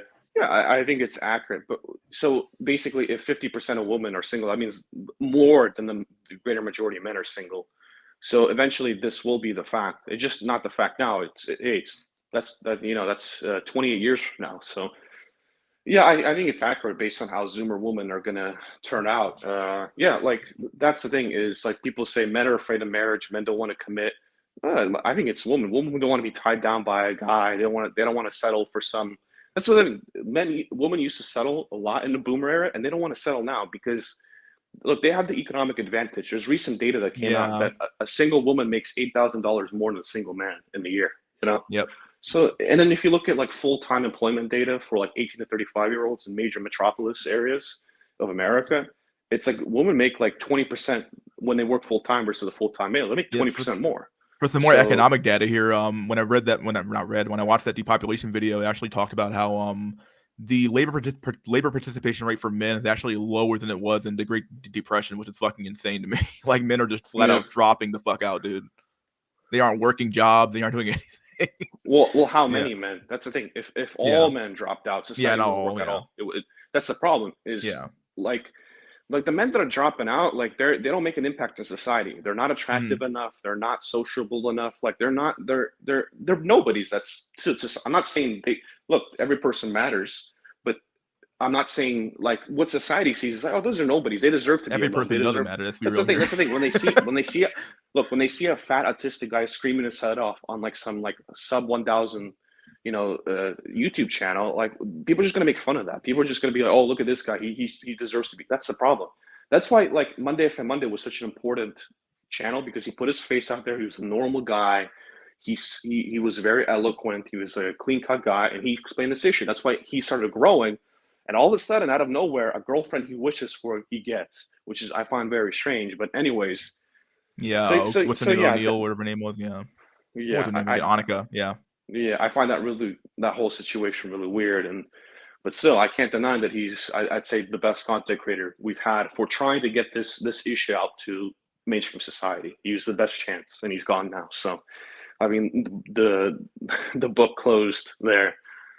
But yeah, I mean, I think most women are more anti-natalistic than men at this point, from what I see. I would agree. I would agree. Because why? Because women are having such a great life. They're making progress. Yeah, they get to travel everywhere. They get to Yes. they live in they Exactly. have So why would they money to want kids to travel. They tie get them to hang down? out and go to clubs and stuff like that. And yeah, A lot of reasons men want kids is because they want to also tie down a woman. So and they want social status that comes out of that. Because I think this is the main problem in society now, is that what you have coworkers, I have coworkers. When you go and work and you go to college and everything, you are quite similar in status to most people materially, right? You all have a vehicle, you all Sure. have clothes, well, right? So someone's clothes or vehicle may be better, but most people, they all have the same stuff. Even if one person's like high income and low income, you still have a dwelling, you still have electricity, you still have access to computers, to device, you still have like all the same access. You have kind of things have equalized in that regard. Is not a lot of people are in material poverty in Western nations. It's yeah, there's some arguments to that, but for the most part, like, what's the one major social differentiator between men is relationship status, because that is much harder to. You can't just buy that off like some website. Yeah, Some try actually, to, there's but this like that's how people will judge you the most harshly. Is if a man is single, that's the number one indicator of his status, because materially people are very similar now. Even an unemployed person has access to all the technology and a vehicle and everything. So that's the thing, is the number one, is guy's girlfriend. That's why guys flex their girlfriend so much. That's why they put so much emphasis on having one. And that's why they simp, because it's such a high social indicator. You will get treated completely different if you're a single guy versus a guy with a girl, I believe. Some people say haven't experienced that, but from what I see, that's just the way it is. I mean, that's the biggest social differentiator between men, is the relationship status. yeah, there's a 50-year-old guy I work with, and he's actually his wife recently died, and he's trying to get back into the dating market, and he's having an extremely hard time. He's like, Yeah. he's having an extremely hard time. He's on dating apps right now, trying to like use dating apps, and I'm like, dude, don't bother. I'm like, don't. But here's the thing: is he has the memories of his wife. He has the memories of that relationship. He has the life fuel that came from that. Yeah. Incels don't. Incels don't have like the good history he has. He has experience with women. He was in a committed relationship with them, so he's actually much more advantaged than people think. Yeah, he's having a hard time now, but what matters is if you live a good life 20 to 30, because that will, or 18 to 30, because that will basically morph the rest of your life, how you look back on it. Yeah, I would agree. Yeah, it's very and if true. you didn't have a good life when you're young, it's basically over. I don't know. It's over. Yeah, what if you use the word over? Yeah. Let me ask a few more questions here, then we'll go to the questions we have from the audience. So what would you tell a young man to do today, in today's day and age? What would you tell him to do to avoid this issue, to avoid being an incel? It's hard because Millennial or Generation Alpha, I guess. and I'm not a source for success, right? I've in the end I've failed at this. So, and that's the thing, is the Incelmatics channel, we describe the problem that's the aim, is to describe the problem. And I don't have the intellectual capacity and the experience to really say what the solution is. Okay. But I'd say the number one thing is to avoid atomization, and it is actually, because here's the big problem I see at this point is it's nice to have friends. It's nice to have in real life friends. You can have this is the big tragedy of our times, is that we're having this conversation and you and I are on opposite sides of the country. We're not at a bar sitting together discussing this. We're not in a big group of friends. It's like impersonal, unfortunately. And people just text each, like, that's what's going on now, is all these Zoomer atomized guys, they're going on Discords and they're just making friends with people halfway across the world with them. No, that's good, but the problem is they don't have the real life friends. They don't have the real lives to make experiences It with. feels To make really a social good to have with. people just confide in when you need them. Top people you can hang out with in person when you need them. But, like, but this is the great tragedy, is people don't have this in real life, and it shows. Why? Because we have to have this conversation here instead of like with people we know or whatever. Yeah. Because of a lot of different factors.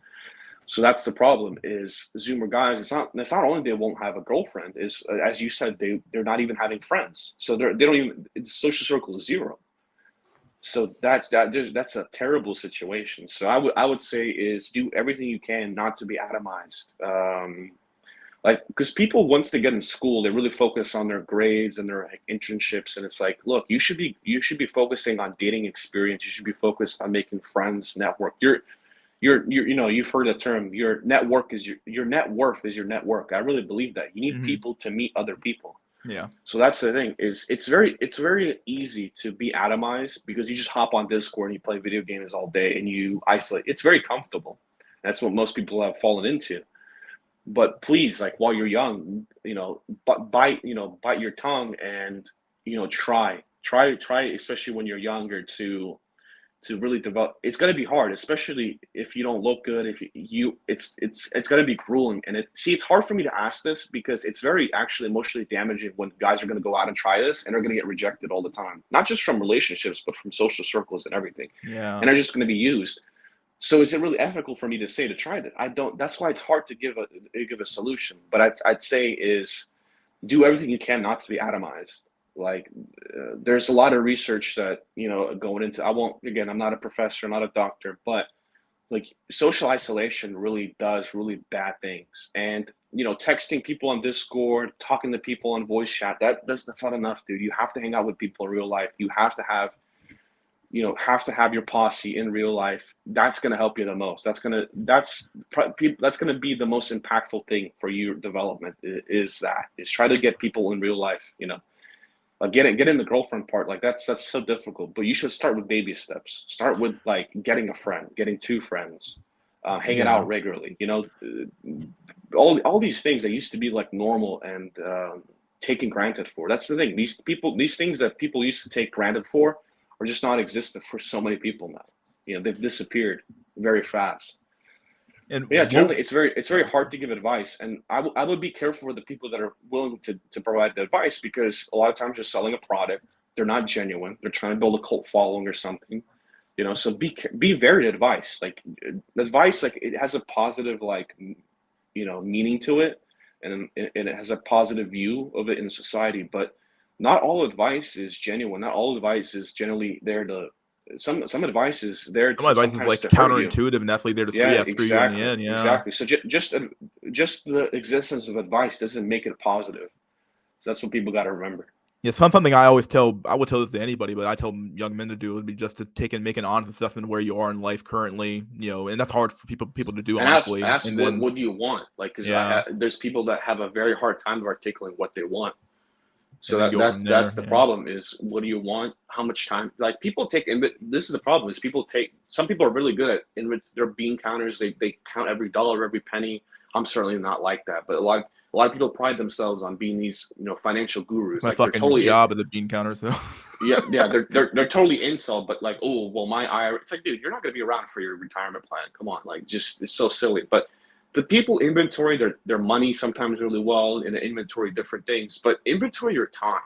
Like people will inventory their budgets and their savings, but they don't inventory like how much time they have left and how much time they've spent. It's like, what have you done in the last year to help you get out of this situation? How many hours did you put towards it? So that's, I'd say, for one piece, it's inventory your time, because it's slipping away, and it's the most important thing. Life is short, but youthful life where you can make a difference, where people aren't so harsh on you, that barely exists. That's a blip on the radar. And then the next question I have would be, what would you tell a young woman to do in today's day and age? Would you even have any advice for a young woman? Well, a young woman certainly wouldn't listen to me. That's the thing. Sure. It's like basically, as soon as let's say you had a daughter. What would you tell her to do?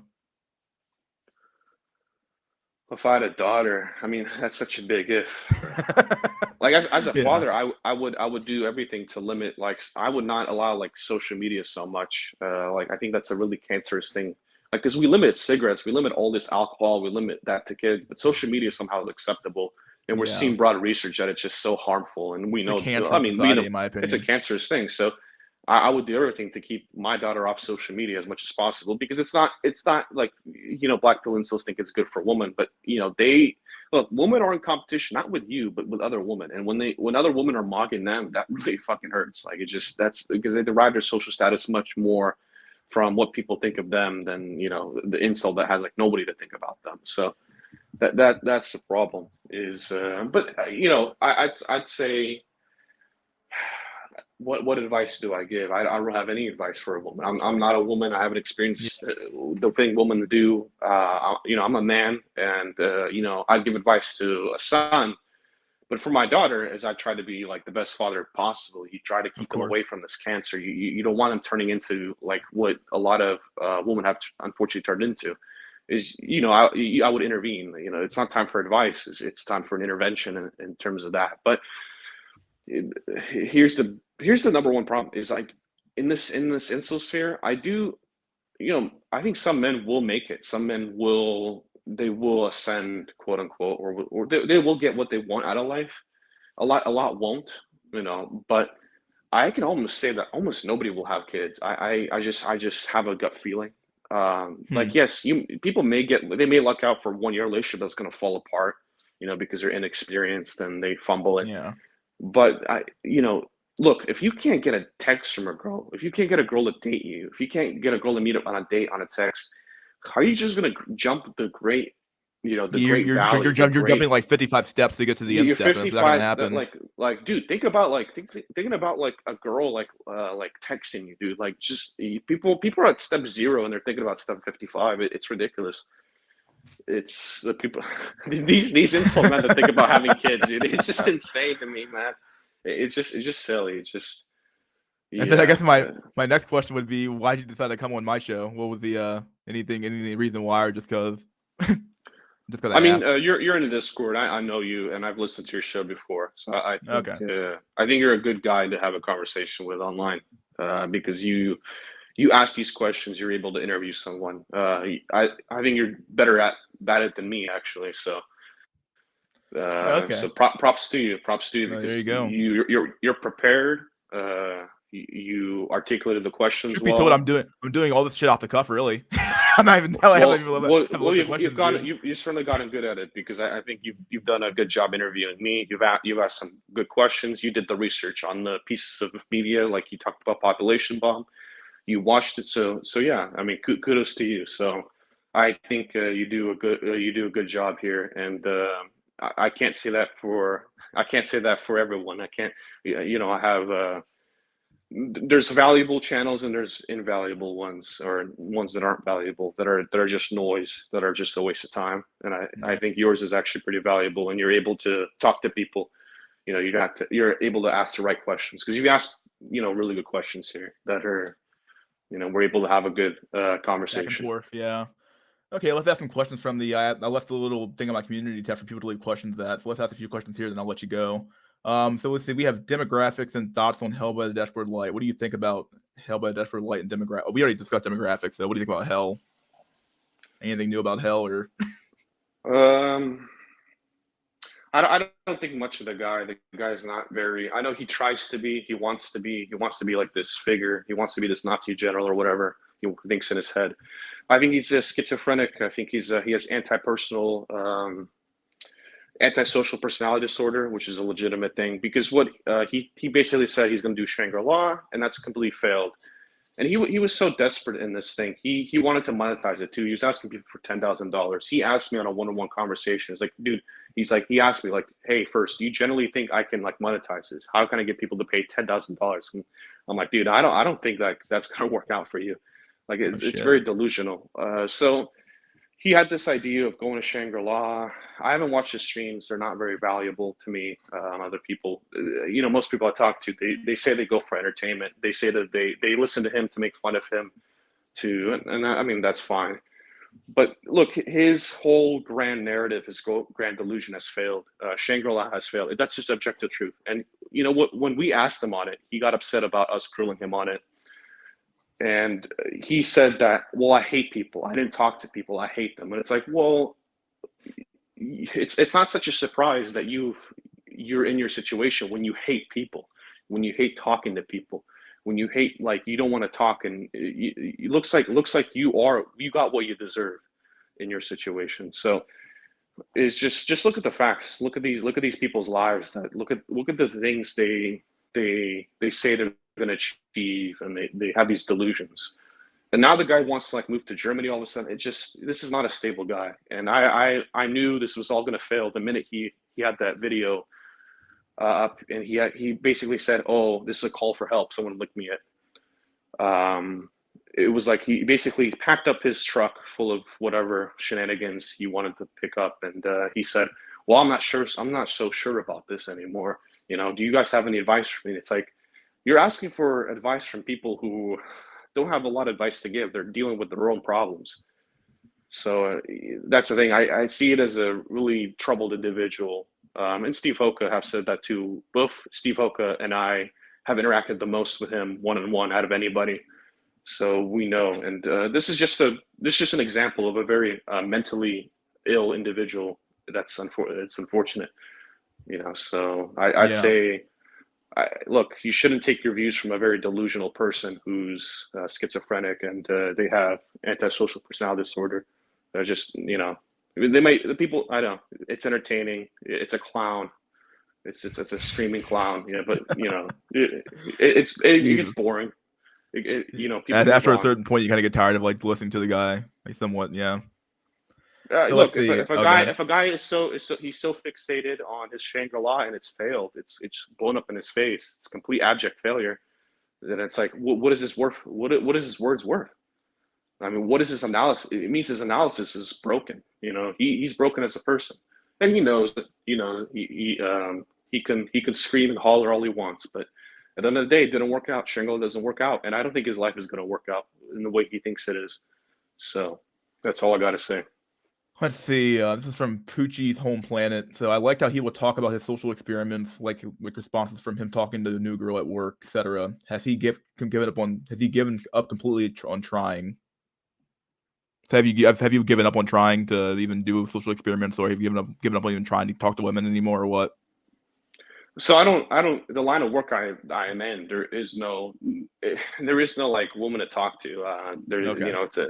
It's a remote job full of men. So that's the thing, is you have to be around women. You have to know them. So there's no one to even experiment with. There's nothing at this point in my life. So that's the unfortunate thing. Have I given up? For the most part. I mean, that's the thing. Eventually you get comfortable with this. Like, I remember Black Belt 2021. He said, I got, why he eventually ascended, and he took action, but he said his inaction, he realized his inaction was he got comfortable being single. He got comfortable, we all get comfortable in our routines that we make and everything. And it's hard to break out of them. That's the thing. For sure. Like, people say it's the worst time ever, but is it really? Because it was the worst time people would commit suicide. People would do this. Yeah, you have stuff like you have plenty of fucking bread and circus keep your ass around, really. So. Exactly. There's so much entertainment now and all this stuff. I've kind of mellowed out. I don't have like you don't have the same rage you had in the past, right? Exactly. It is what it is. You mellow out as you age, and do I want to try in the future? Sure, but again, I don't have this grand delusion of a Shangri-La. I don't have this grand delusion of making this way. I'm not gonna I'm not going to delude myself this way that other people have, right? You have to keep it sober. You have to temper your expectations. So have I given up? A part of me has given up, yeah. I mean, and I don't feel like I don't have that sense of urgency. I used to have a sense of urgency when I lost my last relationship. I'm like, oh, I got to get a new one. I got to get a new one. I got to replace that. And that time is gone. I mean, again, you get comfortable in your routines. Life is pretty comfortable for a lot of us. And again, no sense of urgency. And again, going on a date, right? Like, even if you're able to get one, what are you going to talk about? The woman my age, she has such a varied experience. She's dated all these guys. She's been on all these vacations. She's doing this. She's doing that. Like, you can't compete with the average woman. I can't compete with the average woman my age. I don't bring that much to the table. So that's just the reality you have to face. You can't be a narcissist and think like, oh, they're not picking me because I'm too good or something, like some people say, like Dashboard says, which is very interesting. No, that's just not the way it is. You have to. There's a reason everyone's single. There's a reason, and people have to look in the mirror, visually and figuratively, and you have to find out. You have to find out, what do you want, and like, why do you think you've been rejected? Like, you have to look at yourself honestly, and don't make great delusions of grandeur or some ascension or something. Temper your expectations, and that's what I've done. Life is what it is, and I can't say it's that bad, honestly. It is. It's not the way I want it to be, but the way it is isn't certainly bad. I mean, I'm still here, and I've gotten less depressed, not more. Huh. Interesting. This is from Rotting in Peace. Will he make some new content? Is there a new Discord? There is a new Discord, and if you want to get in it, can you? I can't. I'm on. So I'm using a tab from Discord to talk to you. Can you read off my Discord name so people can message? I'll invite people to the server that we're all in. You're in it too, so. Yeah, I can post the Discord. You want me to post like an invite link to that or what? Yeah, you can if you want to. I'll just post the invite link to the. Yeah, I'm in there. You can find me. Just read off my Discord. Some people don't want to join servers. They have a one-on-one convo. Okay. They want to hit me. Your yeah, Discord. Just read it off. Discord is. How do you even find that? Fuck. Oh, it's number 4180. First hashtag 4180. 4180. Yeah. Yeah, if you don't want to, here's the link to the Discord if you want to join. There it is. Yeah. Put it in the description also for your people. Look, yeah, I'm in there, and here's the difference between me and the other. And mystery, you will also talk to anybody that wants to come on. Is I'll talk to people. People can DM me. I'm reachable. I'm accessible. Like, you can. I will have this conversation with you. I've had it with many people. If you're angry and you want to like debate me, I'm open for it. Come in, and don't be afraid. So I mean, it's an online. I'm not there in real life to harm you. I'm here. It's just a voice chat. So if you feel, whatever you feel, you can reach out to me. I'm there. I exist. So, yeah. Since I got people here, I might as well just add my own Discord there as well. Fuck it, I was gonna show my own Discord. Here's my Discord link in the chat. Here's my second link to my Discord link. There you go. There's my Discord as well. There's the invite link. Anyway, let's read the next question here. So we have three questions in a row here. How does he feel about his saintly position in the Inkwell sphere? It seems like First, along with Face and Inkwell TV, are viewed as the three wise men of the sphere. Did he ever expect to become so venerated when he started making content? Well, I'll go back into making like that. I didn't answer the second part of the last question about more. I'll say this: more content may appear. It's not a guarantee. The biggest problem I've had with the show is I've always wanted a co-host, and I think most successful podcasts, they have two hosts, they have co-hosts, they can have a conversation. That's been very difficult to get, based on like people really don't want to participate. People really don't want to like commit to anything, and that's fine. I don't like that. The fact about this sphere, these supposed NEETs that have 16 hours a day to do nothing, but they can't they don't want to do anything on the Incel project or anything. So that's the thing is, as long as I can get cooperation from somebody, at least, we can make it happen. Maybe a season 3. I can make a new documentary that's updated. I don't know. I have a ton of ideas. I have a ton of unfinished projects that like the Incelmatics project was going to be so much bigger than it was, than it was. But you burn out. You burn out. You get, you can't do it all the time. If I took you a need a team. two fucking month break, this shit had to. Yeah, yeah. So that's the thing. I've enjoyed my break. I feel better than doing. It started to feel like a job to do all the streams and stuff. It was annoying. And again, do people really value this stuff? I don't know. They might say they do, but they really don't. Yeah, I always Again, value the so information and the stats and the data because I feel like it's important to like get a better perspective on like on the macro point of the macro view of the world. So as going back to the saintly position, I wouldn't say I have a saintly position. I wouldn't Incel TV. I don't really watch this stuff, and the stuff I've heard from people like hasn't been the greatest in terms of like intellectual honesty. But I can say Face of LMS, yeah, I think he's a great channel. I don't agree with him all the time, but I had many conversations with him. I think he's most of the time he's genuine. He will be intellectually honest in most cases when he doesn't have like we all have some biases, but he's a great channel. He is, despite me not agreeing with everything he says, I agree with most. He still did a phenomenal editing job. He made some really good documentary videos, high quality. It's entertaining. It's great. Good soundtrack. All this stuff. That was a lot of effort, and he has to be recognized for this. And it is a loss that he's out of the community. But I wouldn't put what I did or what I said to any saintly position. Some people like what I say. Some people agree with it. Some people like there's valid criticism. There's valid definitely criticism appear to be a very controversial guy. People don't seem to. Some people exactly don't like you at all. Because I dig in. I dig in. A lot of people are afraid to expose other people or to like dig at them. I'm not afraid. This is online. There's nothing you can do. What are you fucking gonna do about it? Yeah, what are you gonna do? Like, people get angry and they get. The thing is, I don't care about the angry people because I know who they are and I know what their lives are, and they're having such a worse life than me. So it's just I can understand why they're so angry and they're so bitter, and they have. They're not in my mind. I don't think about that stuff. So that's the thing. I'm just a controversial figure, and I just say it the way I see it. It doesn't mean it's going to apply to you, or you're not going to see something different. So that's just it is. I wouldn't say I'm some saintly figure. I sure like wouldn't want to be either in this community. I think again, Monday, Face LMS, Steve Hoka, those are great guys in the sphere. Those are the people who talked about demographics 10 years ago, who made shows on it, who referenced NPR. That was all Steve Hoka. He did it. He had so many different shows. Unfortunately, they're gone.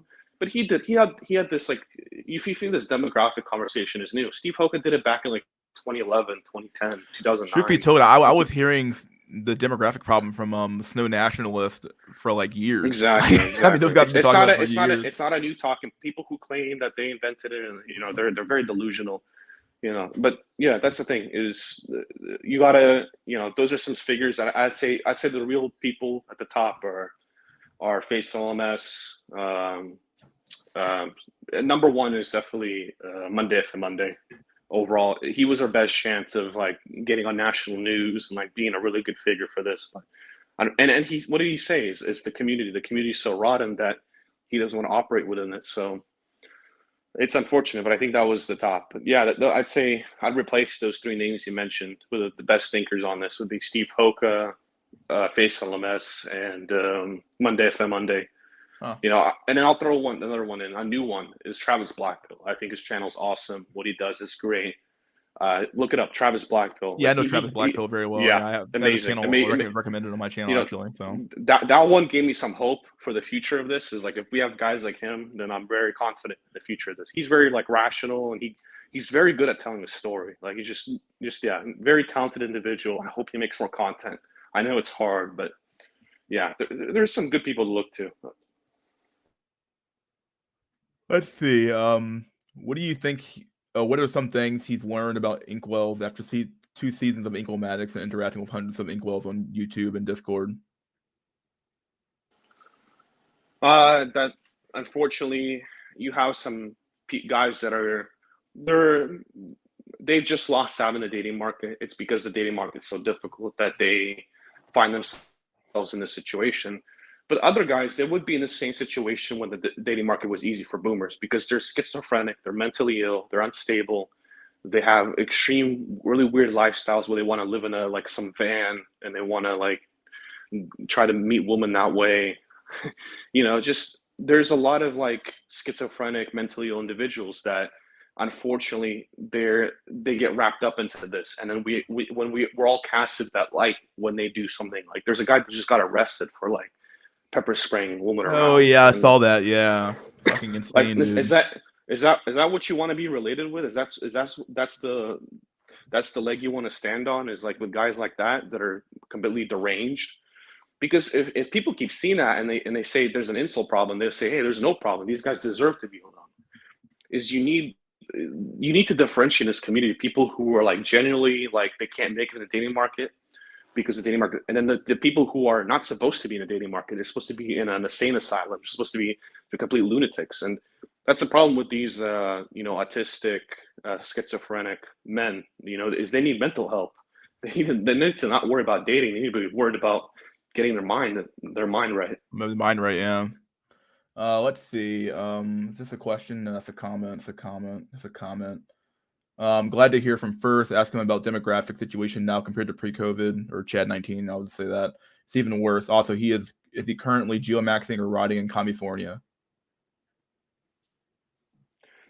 My thoughts on geomaxing, it's kind of silly, but to me, I don't see value in it. But other people, if you want to try it, you should try it. Don't let me dissuade you. If you think that you will get a better life somewhere else, don't be so glued where you are, I'd say. So geomacking has some good and bad in it.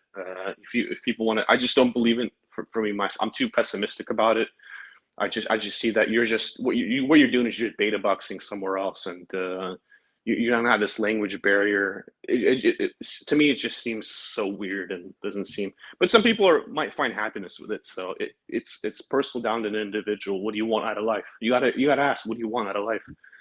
And if that's something you want and that will help you achieve it, then go ahead and do it. But for me, I'm too jaded, too pessimistic about that type of stuff. I just see it that you're just buying prostitution, or you're buying relationships somewhere else. You're just a beta buck somewhere else. You're some hope for a third world woman to. And that's how it was for many men in the boomer era here. Women were economically disadvantaged. They needed a guy, etc. So, yeah. Let's see. This is probably the last question I think I have, unless people want to leave comments in the fucking chat, which is gonna be hard as fuck to read. Why are white incels unwilling to date black women, the non-fat black women, in order to no longer be incels? This is from Jay, Black Pill J. We all know the black women have much lower standards than Yeah, white men. he's They have Black Pill J. Why are you not willing to date like 70, 80-year-old women that are like in a nursing home? Can you answer that? Like that's the thing, is like, oh well, you're not incel if you don't do this or you do that. No, not necessarily. Like, is he gonna date like women who are like 80 or 90 in a nursing home? Because why is he not willing to do that? Yeah, he's really obsessed with this stuff. He really wants all these white incels to date black women all of a sudden. It's really interesting. I mean, they do have lower standards for white men, but I can definitely understand like that. If you're not attracted to what you're attracted to, then it doesn't really matter at that point, right? Like, and it's just a really silly way to like. It's a really silly way to like rationalize things. Well, why won't white incels date black women? Then they're not really incel and blah blah blah blah. Well, okay, then go date like super old woman in a nursing home. Then if you don't, you're not incel. So I'll just rephrase that question. Why are black incels not willing to date 80-year-old woman in a nursing home? It's just yeah. These things are. This is the mental degradation of this community. It's questions like that. anything else? Again, and if he's gonna throw a fit, dude, we just you know where to reach me. You know where to have this debate. Yeah, I'll even host it if you want to host it. I'll host it. Fuck it. Yeah, I'm reachable. Yeah. Let's see. Let me see if there's any more comments that actually matter here. If you have any questions, go ahead and leave them in the chat. I'll try to read as much as I can. Unless you first have to go somewhere. Other than that, I'll keep reading comments in the comment section. Yeah, I'll be here for like 5 more minutes. Okay, let me anything good? Somebody asked a question earlier about something. Any questions from when before we started the show that people marked down? What's that? Any questions that people had before the show started, like the ones you organized previously? Yeah, those are the ones I read off. Those are all the ones I read off, Okay. basically. Yeah, that's what I was reading off from. So, let's see. When do we accept the premise that black women are suddenly that much less selective than the average woman? Okay, that's not really a. Okay. Exactly. Exactly. Like, exactly. That's very true. Black woman isn't equal to an 80-year-old woman. 80-year-old lol. What white woman isn't equal to a black woman? So that's, again, you can't make equalizations of anything. Again, that question: why don't we suddenly look at all the black incels in this sphere? I mean, look, why do we suddenly decide? Yeah, there are a disproportionate number of like ethnic cells really overall. I think it's in the West anyway. I think it's like 37% of like the community. What I see in the from incel the really old community is data. there's so many people who are second-gen immigrants. They're second-gen immigrants. So and they're usually not from the Hispanic or like a South Asian side of things. Like there's a lot of like Eastern European immigrants and some East Asian immigrants they don't have those massive, huge families and those social. And I mean, it's so many people I talk to in this sphere. Second gen immigrants all the time. They don't have the establishment of like a family here that was started here, has a house already, has like family networks here, and they also don't have like the huge immigrant. You have to come in like immigrant waves. You have to be in ethnic enclaves, and even if you don't have that, you're disadvantaged as an immigrant. You don't have the advantages that a lot of immigrants bring to the table when they come here. Let's see. Can he answer Jay's question? Why do snow cells not want to consider regular black women when many say they want any woman? If people say they want any woman, then they want any woman. If people, I don't speak for all snow cells. It's just ridiculous. You can go ask them. Go do a survey. I don't know. Let's see. Any other questions that I give a fuck about? Let's see. Comparing us to there's Jay. Yeah, 7 out of 10 black women to an 80-year-old lady is retarded. Jay, who said there's 7 out of 10 black women? You're saying there's 7 out of 10 black women ready to date like white incels, and they're talking about rejecting them? No, it's the same. It's the same thing. Why won't you date this group of women you're not attracted to? It's the same. Why won't you go date grannies? You said you'll take anything. It's silly. You're attributing all these things that people never claimed, or all these preferences people never claimed, or anything. At the end of the day, like this incel term, it's hard to gauge because some people are in and out. So there's all these new terms: near cells, this bull cell, this. At the end of the day, more men are single. That's the thing, is they don't have companionship. But trying to tie people down to this like very specific, like it's very, very narrow in the way they're thinking. Let's see. Yes, there's 7 out of 10 black women who are willing to date lower tier normie. You're coping. I'm coping. This is why people say, they say about blacks being low IQ and everything. You have these like prime examples of just, I'm not a racist individual, but when you say things like that, the ideas are verified. These snow cells say they do not want any. They do want any woman. Rather, this is big cope. Well, at this point, we're just talking about the same comment over and over again. So. Yeah, they know know where to reach me. They shouldn't be afraid. Well, if you want to debate first or talk to first, I'm not gonna let anybody else on the stream today. But you can set something up, and maybe I'll be the moderator. I guess we'll figure it out. Either way, they can just. I'll be on Discord right now. They can reach out. They can pop in the VC, and we'll discuss this. For sure. Well, first, it was a pleasure to have you on my stream, dude. It was great. We finally met. Finally got to talk other than on your stream. So we talked before on the a little bit. Yeah. Well, either way, dude, it was nice having you. Thanks for being a guest, and I'll see you next time, I guess. Yeah, see you next time. Thank you. Peace out, dude. Kick you out of here. All right.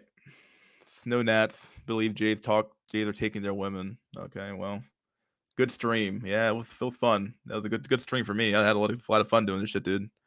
Kick from studio.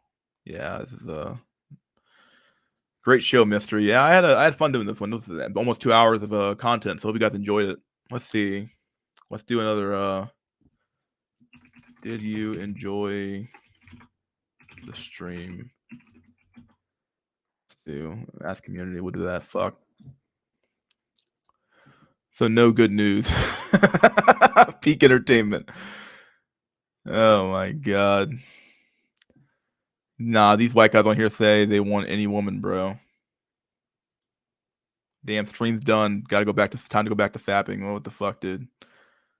Just tuned in. You missed everything, dude. Like yeah, you have the chicken tendy meme on your the chicken tendy wagey meme on your fucking your little your icon there. Pretty funny. You should do more interviews. I'm pretty good at it, obviously. So I did most of these questions came off the cuff. So I just kind of thought them up on the cuff or off the cuff and just did it. So felt pretty good, honestly. Oh man, well we'll go to about 2 hours. We'll do it for another few other minutes, and I'm gonna end the stream. So to do more interviews, yeah. I think I'm gonna have Hell on at some point. Hell with Desperate Light's supposed to come on and talk. So me and him are gonna talk about Oofy Doofy and some other shit. So maybe that'll be another conversation to look forward to, I suppose. First is capping about South Asians as well. The connections they have are only for arranged marriage purposes. There's little to no genuine attraction involved. First sounds like an Asian stem cell. All these non-racists sure like saying racist shit. All the snow cells. Oh man. Well, people really enjoyed the stream. That was good. 41 fucking votes. All right, guys, don't forget to like the fucking video. Actually like the video, guys. Come on. I had to set this shit up. I had to get questions together. I had to fucking get this dude. So like the video. Leave some comments in the comment section if you fucking disagree with anything he said. If you want to debate him, you have his fucking Discord. You have the Discord link to my Discord. You have the Discord link to his Discord. Either way, just join up there and debate him. I think we had a pretty good back and forth discussion about this issue. Yeah, like the video, leave comments. Please subscribe if you're new here. Obviously, subscribe. Yeah. Other than that, guys, I'm gonna head on. Unless you guys want me to stay on here a little bit longer, fuck if I know. Let's see if you got any more good comments. Let's see. Good stream. Yeah. He's always so depressed. I don't care about race. First, to avoid admitting JBW. Oh yeah, I didn't even ask that question. I think that was on here actually. I think I skipped it. 24-hour stream. Fuck that shit, dog. Why do you think leaving the West is bad? I don't think that's bad at all. I think whatever, dude. You do what you got to do. You figure it out. All right, guys. Well, the stream is over. All right, let's do the outro. All right, guys. So this has been Mystery School with a discussion with First of Incelmatics. Please like, share, subscribe, leave a comment if you like the video or hate the video. And never forget, guys, that wisdom is fucking gold. See you guys next time. I'll see you guys on SNC this weekend for Sunday Night Cope, episode 2 of season 2, and we're gonna do a long 5-hour stream that day. And yeah, guys, peace out. Hope you guys enjoyed it, and cheers.